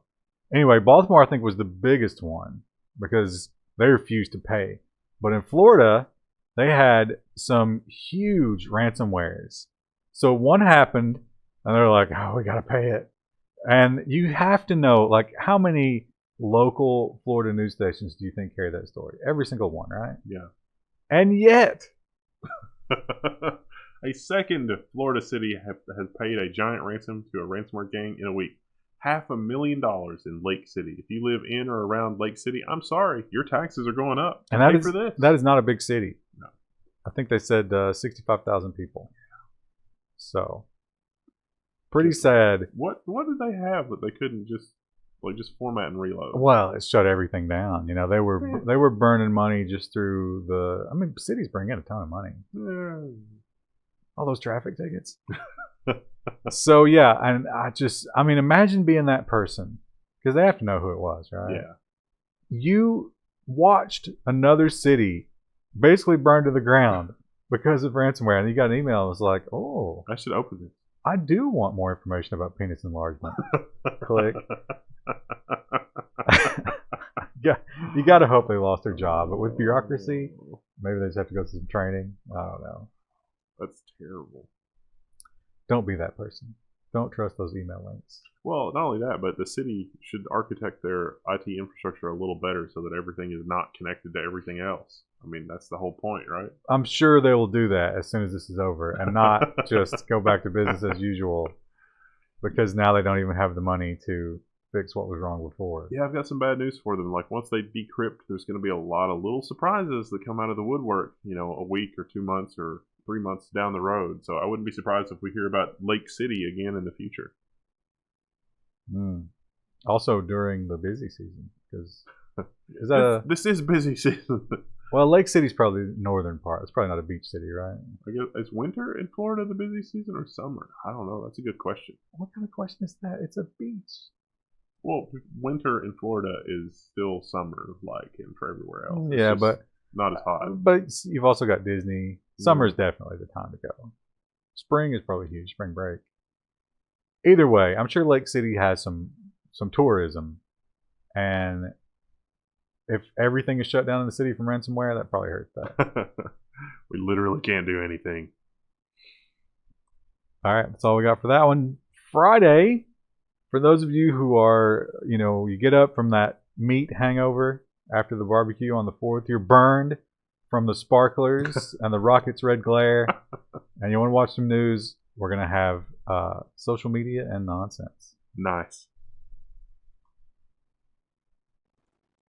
It's Friday, July 5th. It's the day after.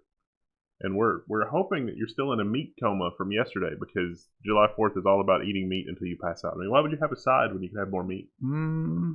It's more about explosions. But meat is important. Meat and explosions. They've outlawed explosions pretty much everywhere.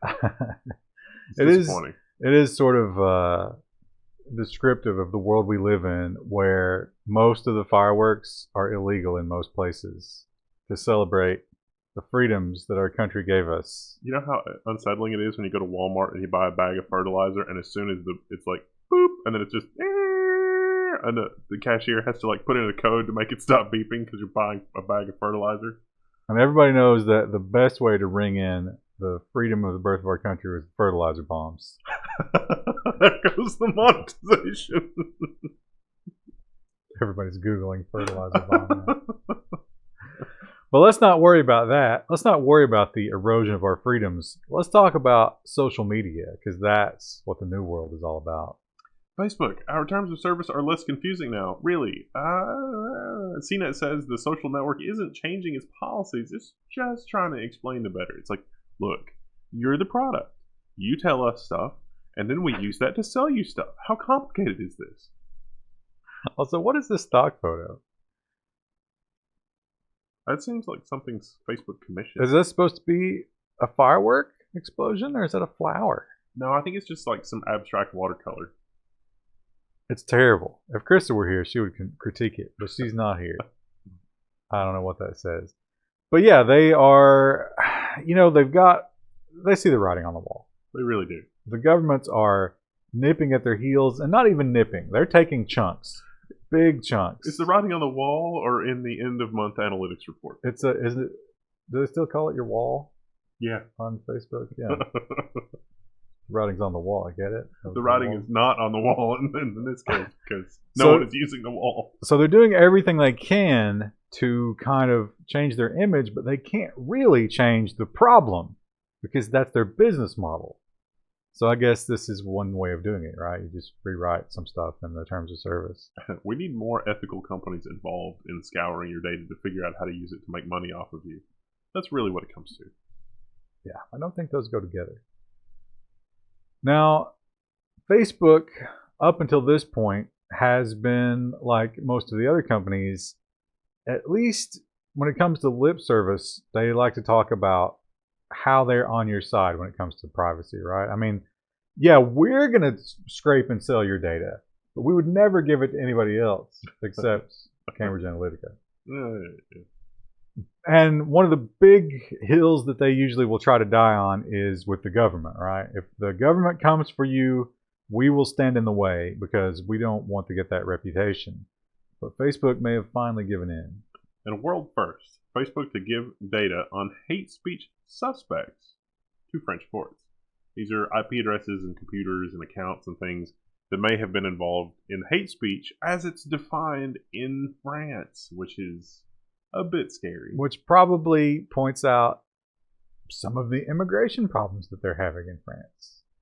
Because that's evil and hate speech. And you will be prosecuted for it. And Mr. Zuckerberg will essentially be testifying against you. I think that the French prosecutors in this case, laid a pretty brilliant trap for Facebook in this case, because if Facebook didn't turn it over, which seems like what the prosecution was expecting, then that opens up the door to more regulation and fines and things like oh, they're not self-regulating, they don't understand how things work here in France. It's a very, very interesting sort of damned if you do, damned if you don't situation that Facebook was in. But the moral of the story is, for the love of God, don't post anything on Facebook that is even mildly controversial, because it's not safe. I don't care how strongly you feel about it. Don't do it. What do you hope to accomplish? Yeah, really. That's, it's like the whole arguing with people on the internet. And I use the term people, but the real term is something else.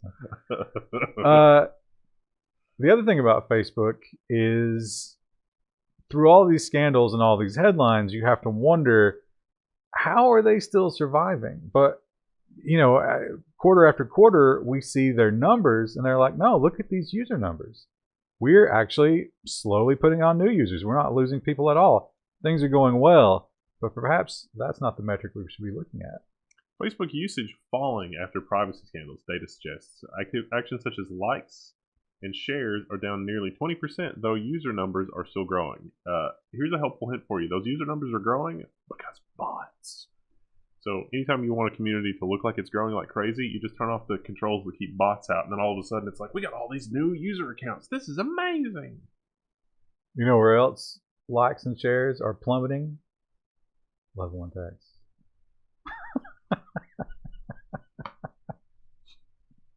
All of YouTube, I guess. We're trying.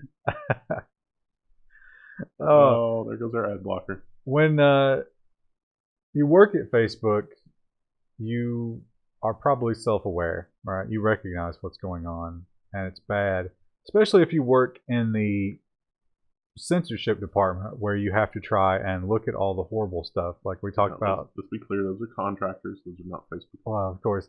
But we talked about last week, you're watching suicides and people killing pets and rapes and things like that all day long.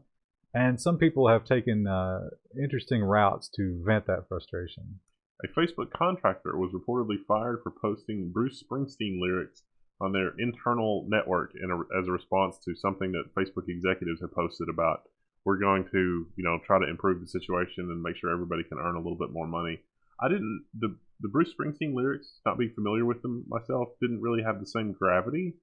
But if you read them literally, it might have seemed like a veiled threat, which is why they fired him. But I don't think that was really the context. Bruce Springsteen's music is very like small town blue collar suffering type of thing.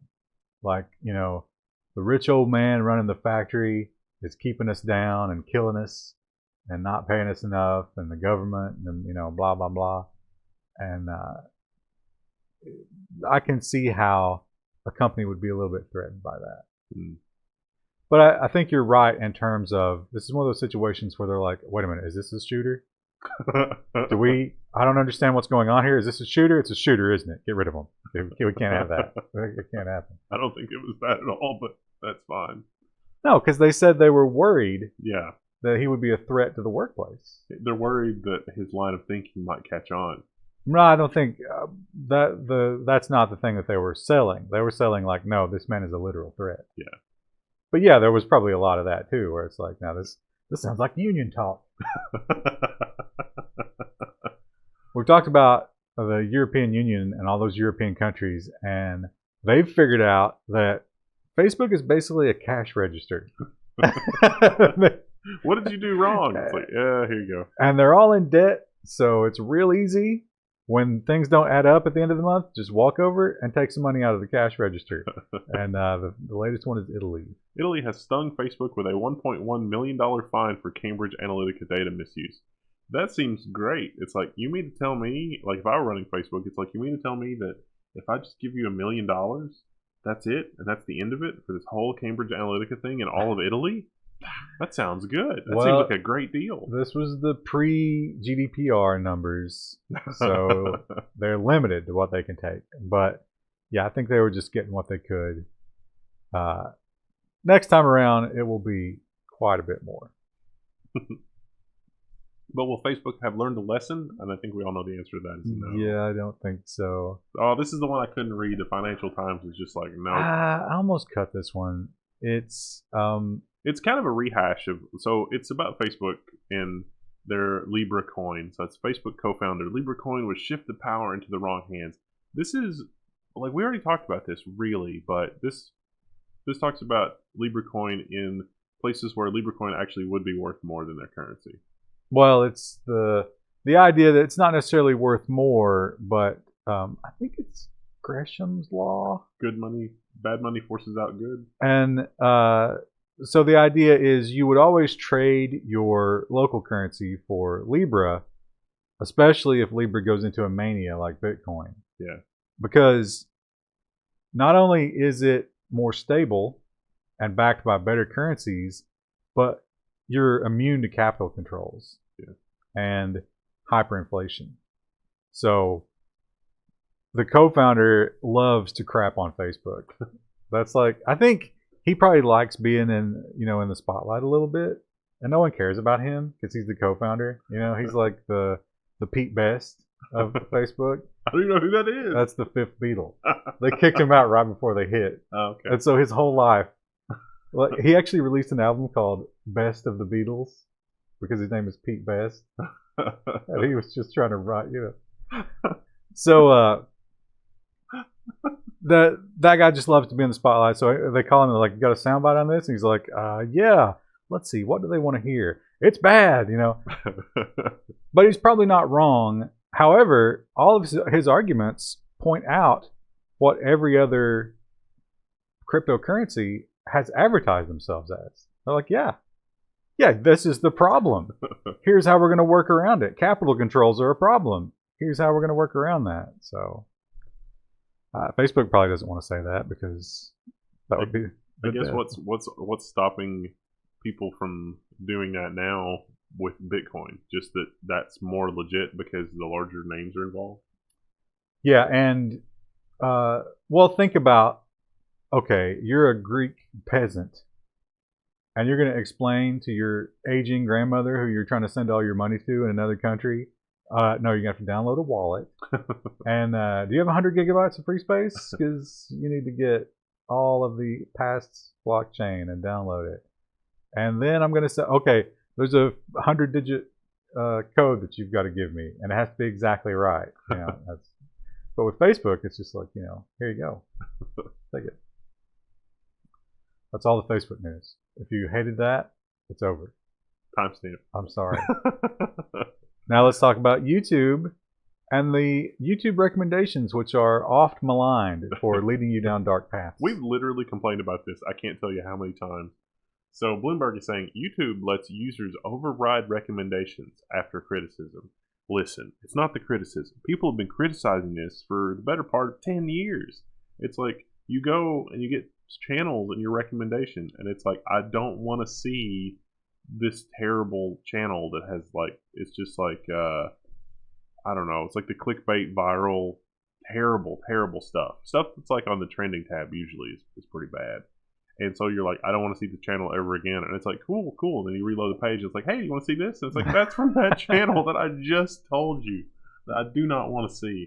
And so finally, somebody pointed out that a lot of the stuff that it's recommending is stuff that the algorithm thinks is highly engaging, but that's actually the worst sort of content. And so now YouTube is like, you know what? We should maybe respect what people ask for. So now you can blacklist an entire channel, and it just simply will never show it to you again. Please do this for Google Music. Oh my God. In the recommended new releases, you can downvote every song by the artist, and it will be like, hey, here's a recommended new release. It's that thing that you hate. And you can't get rid of them. And I don't understand why. It makes no sense. It's terribly done. That's engagement. You're clicking on that and you're engaging with those things. That is great in the eyes of the algorithm. Yeah, I guess so. I mean, isn't that just the literal, like, isn't this what Kafka warned us about? Like the Kafka, like. Also in YouTube news, I mean, ever since rap has existed, I mean, you had like that Grandmaster Flash type stuff, which was more upbeat, but rap didn't really hit till they started talking about killing cops and dealing drugs. That was real rap, and it always will be, if I have anything to say about it. And in the UK, because they are under a more oppressive government, they don't rap about shooting people because they can't. They rap about stabbing people. And YouTube has stepped in. YouTube has deleted 130 rap videos to help police fight street gangs responsible for thousands of stabbings. So this headline is a Business Insider headline. And this is one of those headlines which is like, what on earth is going on here that YouTube is being like, I legit don't understand what's happening here. And I don't think I could explain it to you succinctly. I really don't. Well, but see, I know you're not a big consumer of rap. But rap has always been about, well, some rap has always been about violence. And that was like one of the big selling points. I'm starting to understand why London has banned potato peelers. Yeah, well, I don't think these guys are using potato peelers. But anyway, more and more, because, so, all the gangster rappers from the 90s were not real gangsters. I hate to ruin it for you. It was like the World Wrestling people. Snoop Dogg did have that murder trial. And 50 Cent did get shot a bunch of times. So there's some outliers. But for example, Ice Cube, as we've seen, he's in Disney movies now. You know? He wasn't that hardcore. He was an educated, like, middle-class young man.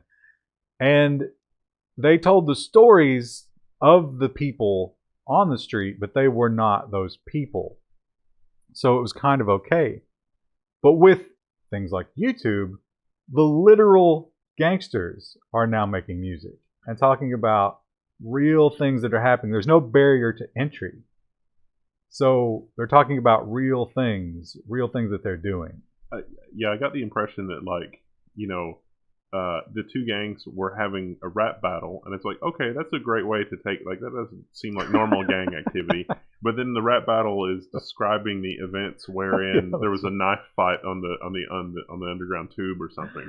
And you know, in Mexico, they've got a this thing, like, I can't remember what it's called, but you write songs about criminals or crimes, and sometimes one cartel will, like, come to you and be like, you're going to write an amazing song about our leader, our cartel leader. And you can't say no. But if the song is too good and it gives that cartel leader a bunch of fame, a rival cartel might kill you for it. I shouldn't laugh about that because that's actually horrifying, That's but dark. what sort of a terrible world do we live in? Yeah. This is just completely insane. This article talks specifically about how, like, one poor kid was kidnapped and tortured for material for the videos. And so I get why police are taking it down, but good Lord, London, what are you doing? I mean, we have this problem too. Yeah, but I mean, it's just, There was, have you ever seen the video where they're filming a music video and they decided to bring all their guns to the local park to film a music video? And then the cops raided them, and that made it into the music video. So, street cred, man. Twitter. Let's move on to Twitter. And Twitter has introduced a controversial new policy that affects maybe its most famous Twitterer. Twitter says it will label tweets from Trump and other leaders that break its rules. So normally you get censored or sanctioned by Twitter, but with the president of the U.S., when he does something, like, it's a weird situation. So now they're just going to label it and be like, this violates our policy. How many other world leaders? Well, you've got that Duerte guy. He'll get it. Yeah. Trump will get it. Who else is controversial enough? All of North Korea. Oh, you think Xi will get it? Yeah. Oh, no, he won't like that. He'll ban Twitter the first time that happens. Putin? You think Putin will get it? Is he on? He's not on Twitter. I don't think he cares. You don't think he's on Twitter? They have their own thing, right? Yeah. He might be on Twitter. I'm sure there's fake Putins on Twitter. Speaking of Trump, this week Reddit has finally taken the step to ban one of the most popular subreddits, the Donald. The Reddit has quarantined this pro-Trump subreddit over anti-police threats. They actually posted some of the threats in the article. Usually it's like, oh, there's just lots of things happening, but this is interesting. Interesting. Well, it's do you know what it's based on? It's based on that Oregon climate change vote. Well, they were calling for a lot of violence against the police, according to the moderators, and some of the messages are like super terrible. But that's from people. Because so in Oregon they had a climate change vote. There was that cap and trade stuff, and the Republicans were in the minority. So in order to skip the vote, they just went into hiding. And they have this law in Oregon that the leader of the House or whatever can actually enlist local law enforcement to try and track down absentee lawmakers to make them come to the vote. And the lawmakers said, we're not coming. And so the state police were mobilized. And then the militias joined in on the side of the Republican lawmakers. So they were talking about that. So it was cop killing in the context of a very convoluted political situation. That's crazy. Yeah. Oh, yeah, it's crazy, all right. That's a perfect word to describe it. Anyway, it's been quarantined, and don't know if it's coming back. I think that's been a thorn in the side of Reddit for a long time, because you crossed the line. Yeah, that's not their narrative. So I think they'll take that opportunity to just never bring that back. And now on to nonsense. Our first story is about spinach, and something that we should all have known since children, right? I mean, who doesn't know this? But now we have scientific proof. Spinach chemicals should be put on a doping ban list, say researchers. And they've got the Popeye, you know, because have you, I don't even, would our audience even have seen this? Like Popeye, 1945. Yeah, Popeye eats spinach and gets like super strong and can do anything. And it turns out there's something to that. You ever see the guy that Popeye's based on, the real guy? Looks exactly like him. It's amazing that a man looks that freakish. So, if you're thinking to yourself, what? I can just eat spinach and have superpowers? Well, yeah, it's true. But you have to eat so much of it, it's insane. 8.8 pounds a day. Yeah. So, giraffe portions. It doesn't. I think spinach has... you can develop kidney problems if you eat too much spinach. So that's... You could probably concentrate it and then maybe it wouldn't be so bad. Well, that's what these guys are doing. But they're saying that it's not like steroids level, but it does have like so many percentage increase to your strength, which I don't know. I mean, I always thought that performance enhancing drugs were banned because they might be bad for you. But would this be bad for you? Probably not. I don't know. Being a nutritionist. It's like, oh, your kidneys are shutting down. Oh, okay, that would be bad. But I don't know if you get that with this. Is it going to devolve into like the world's strongest man who can survive on 2,000 calories a day? Because that's going to be a very different world's strongest man versus like the regular world's strongest man. I don't think the world's strongest man tests.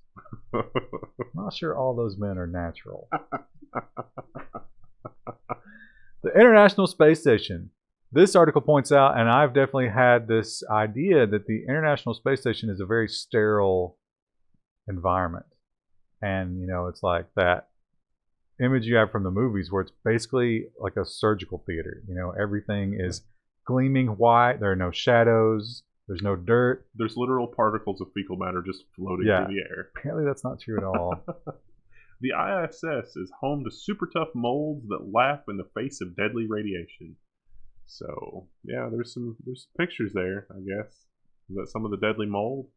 I imagine so. That's not white at all. You think that wall was always yellow?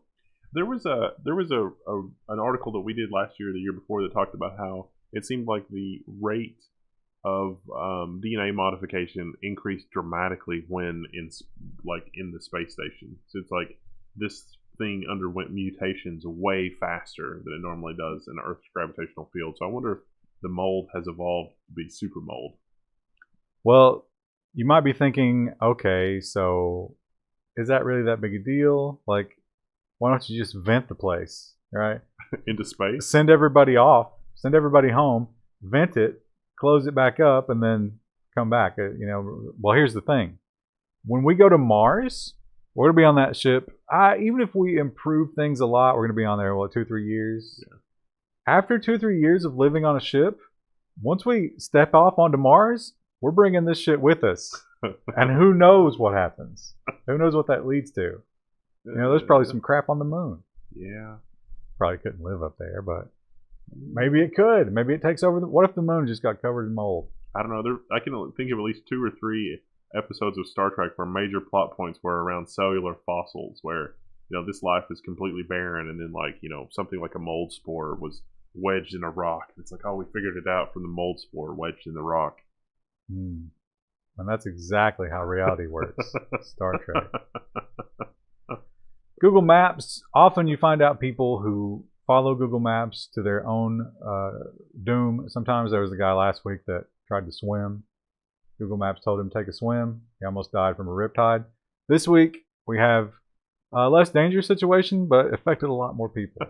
Nearly 100 drivers followed a Google Maps detour and ended up stuck in an empty field. Sometimes I see stuff like this, and I think the Google AI is experimenting on us. Well, this would have worked. Something happened.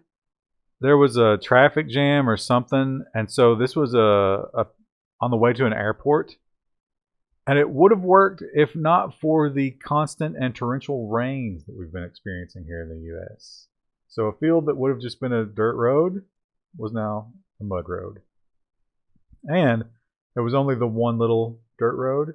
So when one person failed, nobody could get around them. Nice. That is the problem with traffic. That it only takes one person to ruin it. Now, we talked about the mold that will go with us to Mars. And this article talks about a very novel approach to how we might breach the problem with how long it takes to get to Mars. Mars colonization could be possible through a sperm bank in space, the study suggests. Scientists have find that frozen sperm exposed to 0G could go where no man has gone before. But why? So they have presented the theory that it might be best that the Mars ship be single gender. All women or men, of course, I don't think the all men version works in this scenario. But if you have a ship, all women on a Mars colony ship, they fly to Mars with frozen sperm, and they use said frozen sperm to colonize on Mars and create more people. Why wouldn't they just take more people? It's not that long a trip, Yeah. I mean, if we're talking about, a generation ship, okay. But now here's my question. What if the effects of, pregnancy in space or on Mars create some kind of crazy messed up kids? And then all these women die off, and then it's just the crazy messed up people on Mars, and we have like a new type of humanity. They made a movie about that, Lord of the Flies. Well, those kids weren't affected by, they were just mentally messed up by the isolation. These kids would be, somehow physically affected. There'd be a whole new kind of humanity, and then we'd have to try to communicate with them and trade with them. It'd be crazy. I'm starting to question the level of awesomeness of The Guardian as a source of stuff. Yeah. Well, like I said earlier, we use the mainstream media stories understanding that they have faults. And you should as well. Oh, no. Speaking of faults, how about... So Japan, they are deadly serious about things being on time. There was that story about... It is genuinely impressive. The train was late a minute, and everybody got a handwritten apology. Yeah. Because they're just like, we don't tolerate lateness. Which makes this story even more impressive. A small slug has thrown Japan's high-speed rail into chaos. Now, for some reason, I missed this one. I don't think it was this particular slug, because the slug that did it actually they found him, and so there was an exposed terminal in one of the breaker boxes. He had bridged it. Oh, and that caused the power failure. Yeah, it cooked him and caused a power failure, and I think there was maybe enough left of him to continue the short. So until they pried him out of there, they couldn't get the trains running again. Wow. But yeah, they did issue an apology saying that the terminal should not have been exposed. It was their fault, and they're terribly, terribly apologetic. One slug, the best laid plans of mice and men. Something. It did cost him his life. If that makes you feel any better, people of Japan. It violently exploded. Once again, we should have put all these Mars stories together, but it's getting kind of late in the day, and I'm not thinking correctly, so they're not all together. But how about a fart on Mars? What does it mean? NASA's rover on Mars detects puff of gas that hints at the possibility of life. So this is a puff of methane, and there are some chemical reactions that could produce methane gas, but generally sources of methane are biological processes. And so, as you alluded to, something on Mars farted, and the rover got a whiff of it. The rover smelt it. There was not the rover that dealt it against the classic belief. So before you get too excited, it could be that this was just trapped underground, and it could have been ancient life that created this methane, and something happened, like a rover driving over the ground and disrupting something that released it. But either way, even if it was ancient life, that's still pretty impressive. There was exciting. There was an experiment in the 70s to figure out if Mars had life, and one of the experiments was that they sprayed the soil with sugar water that had a radioactive isotope of carbon that could be detected by the instrumentation. And in the control, they baked one set of soil at like 500 degrees, and then the other one they didn't do that. And the soil that was not baked was respirating the sugar. Like the sugar was showing up in the gas, like something had consumed it. And the other soil didn't do that after it had been baked. And so it's like, oh, that's evidence of, microbial life on Mars eating the radioactive sugar to produce radioactive carbon dioxide. But NASA was like, nope, that was the chemical process. And it's like, on what do you base that? And they're like, there can't be life on Mars. Probably a conspiracy. So every time methane shows up on Mars, I'm like, look at that! There's definitely cows underground farting. You don't know. Morlocks. They would be underground. They would be Morlocks. This story, we're getting an ad block notice, but I have to preface this. So this is the Washington Post. This is one of those sources. And they did have an addendum about one of these guys is a chiropractor, and he has like a business that's trying to capitalize on this. So maybe this was a bit of a sensational headline. No. So this is reported everywhere. It's like Australian researchers find horns growing on young people's skulls from phone overuse. And so this is like the tendons that attach at the back of your skull, because you're looking down all the time. Your body adjusts. Like if you carry a lot of heavy things, your musculature, and depending on how, as you grow, if you're a kid and you do stuff, your body adjusts to whatever you're doing with it, even your bone structure. And so these guys were just saying, hey, because everybody's always looking down at their phone, there's a protrusion forming at the back of people's skulls to help. And that's not really evolutionary per se. That's just it basically helps you hold that position without straining the muscle constantly. So it's basically a little hook that like catches the ligaments and stuff back there and lets you suspend your head, which is, it's dark, That's the kind of thing that, do you think, okay, let's say the world gets wiped out, whatever, but some people survive and we start over. It's one of those stories, and future anthropologists dig us up and they're like, well, that's weird. In 2019, everybody's getting this weird lump. They underwent a change. You think they'd ever figure it out? No, they never would. It'd be like that thing they excavated from the Mayans, and it was like a pit, and it's like, oh, there's some broken pottery here, and you keep digging, and it's like, oh, there's discarded children down here. Oh, Was this children's sacrifice?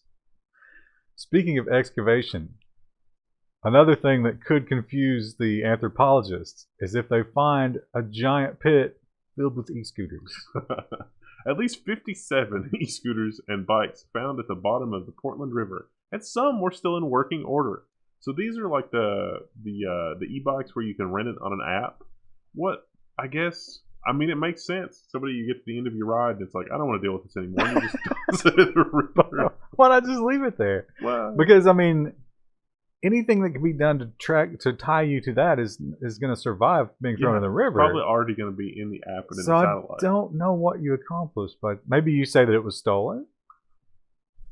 But that's the whole point of these ride-sharing things, isn't it? It's like one showed up in your area, and it's like, oh, I only have to walk a block, and then I can get one of these scooters and go on. Maybe Like, isn't that the whole point of the app? Maybe you don't want your enemies using it.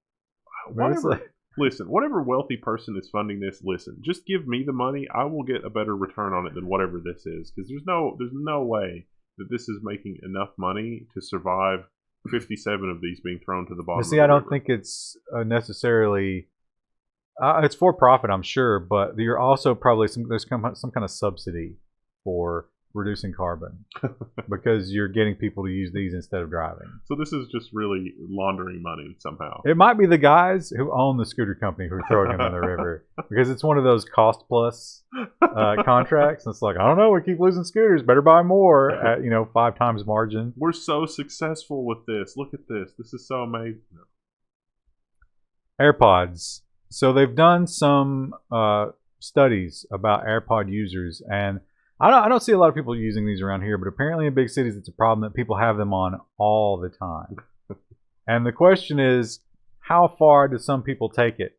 And the answer is extreme. 17%, in fact, people with Apple AirPods owners have admitted to sex while wearing them. That's gotta be.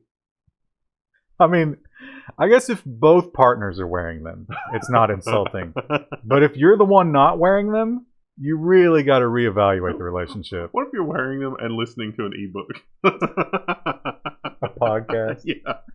This podcast. Level 1 news. As a matter of fact. Do you think there's anything sexy about these dark stories?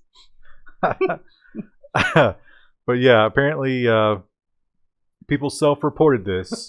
So 17% of people said that, yes, I keep them on during sex, which, the auditory part of sex is part of it, right? Like that's supposed to be one of the more titillating parts of the process. And yet you would rather, I would love to know, do you think they ask them what kind of music they listen to? Because I would love to know that part of the equation. On the plane ride, there was a disturbing number of people wearing AirPods the entire time. Well, on a plane makes more sense because you don't have anything else to do. Well, I mean, not just like during the plane ride, like boarding and sitting down. It's like, when you need to communicate with other passengers, like, I'm going to put my bag on top of your bag because there's nowhere else to put it. Is that okay? You just smack it out of their ear. Yeah, they're just. That's the beauty of the AirPod. Just take it and throw it. If you smack them hard enough, it'll just pop out on its own. There have been a lot of reports about Alexa and some of the other home automation things doing weird things. There was the one where it was laughing. Remember that? Yeah. I think one was crying. One was communicating oddly with the children. There's been a lot of weird reports of things going down. And now we have another data point. Alexa has called a guy a shithead after he canceled his Prime subscription. X'd out. But then you read and it's like, well, maybe. Well, here's the thing that makes me maybe think that it's possible. They gave him a pretty big refund and apologized to him. Now, here's the thing that might explain it. He had canceled his Prime subscription the day before. And I think it's one of those situations where you can't just cancel it online and make you call in. It's like, oh, we hate to lose your business. Please call us so we can talk to you about this. And I have a feeling that the person on the other end was doing that loss prevention. Is that what they call it? Yeah. And where they do everything they can to not give you what you want. And he maybe got a little terse with them. And they made a note on his account. A note that they didn't know was available to Alexa. So I would like that note to be available to me, not just Alexa. I mean, I'm speculating. That might not be what it is at all. But how else do you explain it? So, Mr. Shithead, I think he got like 300 pounds refund for his prime year. Have you ever done e-ticketing? Yes. They have that new concert ticket thing where it's constantly shifting. That seems really annoying because you have to have a phone. But they are trying to convince people here, this was the UK, I guess, to go with e-ticketing. You know, paperless, right? Got to save the earth. However, this poor lady has a story that might talk you out of it. Passenger has been threatened with court for using a screenshot of her e-ticket. The traveler was allowed to board the train, but was later told she would have to pay £160 fare for the train. So instead of like having the app, it was a screenshot of the app. Which, well, here's the thing though. It's not just the app. A PDF is okay too. They email you a PDF.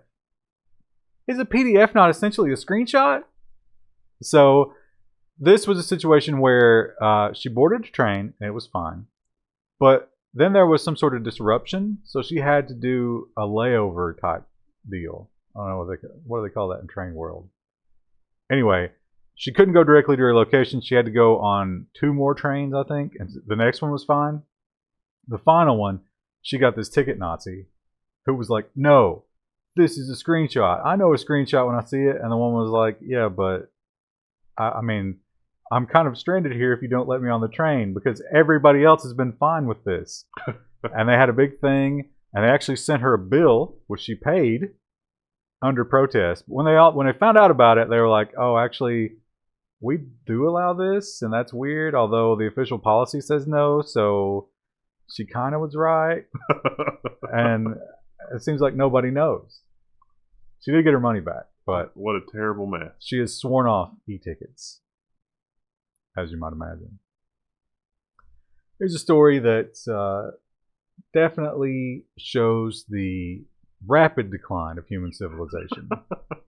Oh, selfies are now 5 times more deadly than shark attacks, according to this report. So people are trying to take selfies with stuff going on in the background and doing things like walking in front of buses or walking off of ledges or something like this, perhaps. Yeah, so it's not a good situation.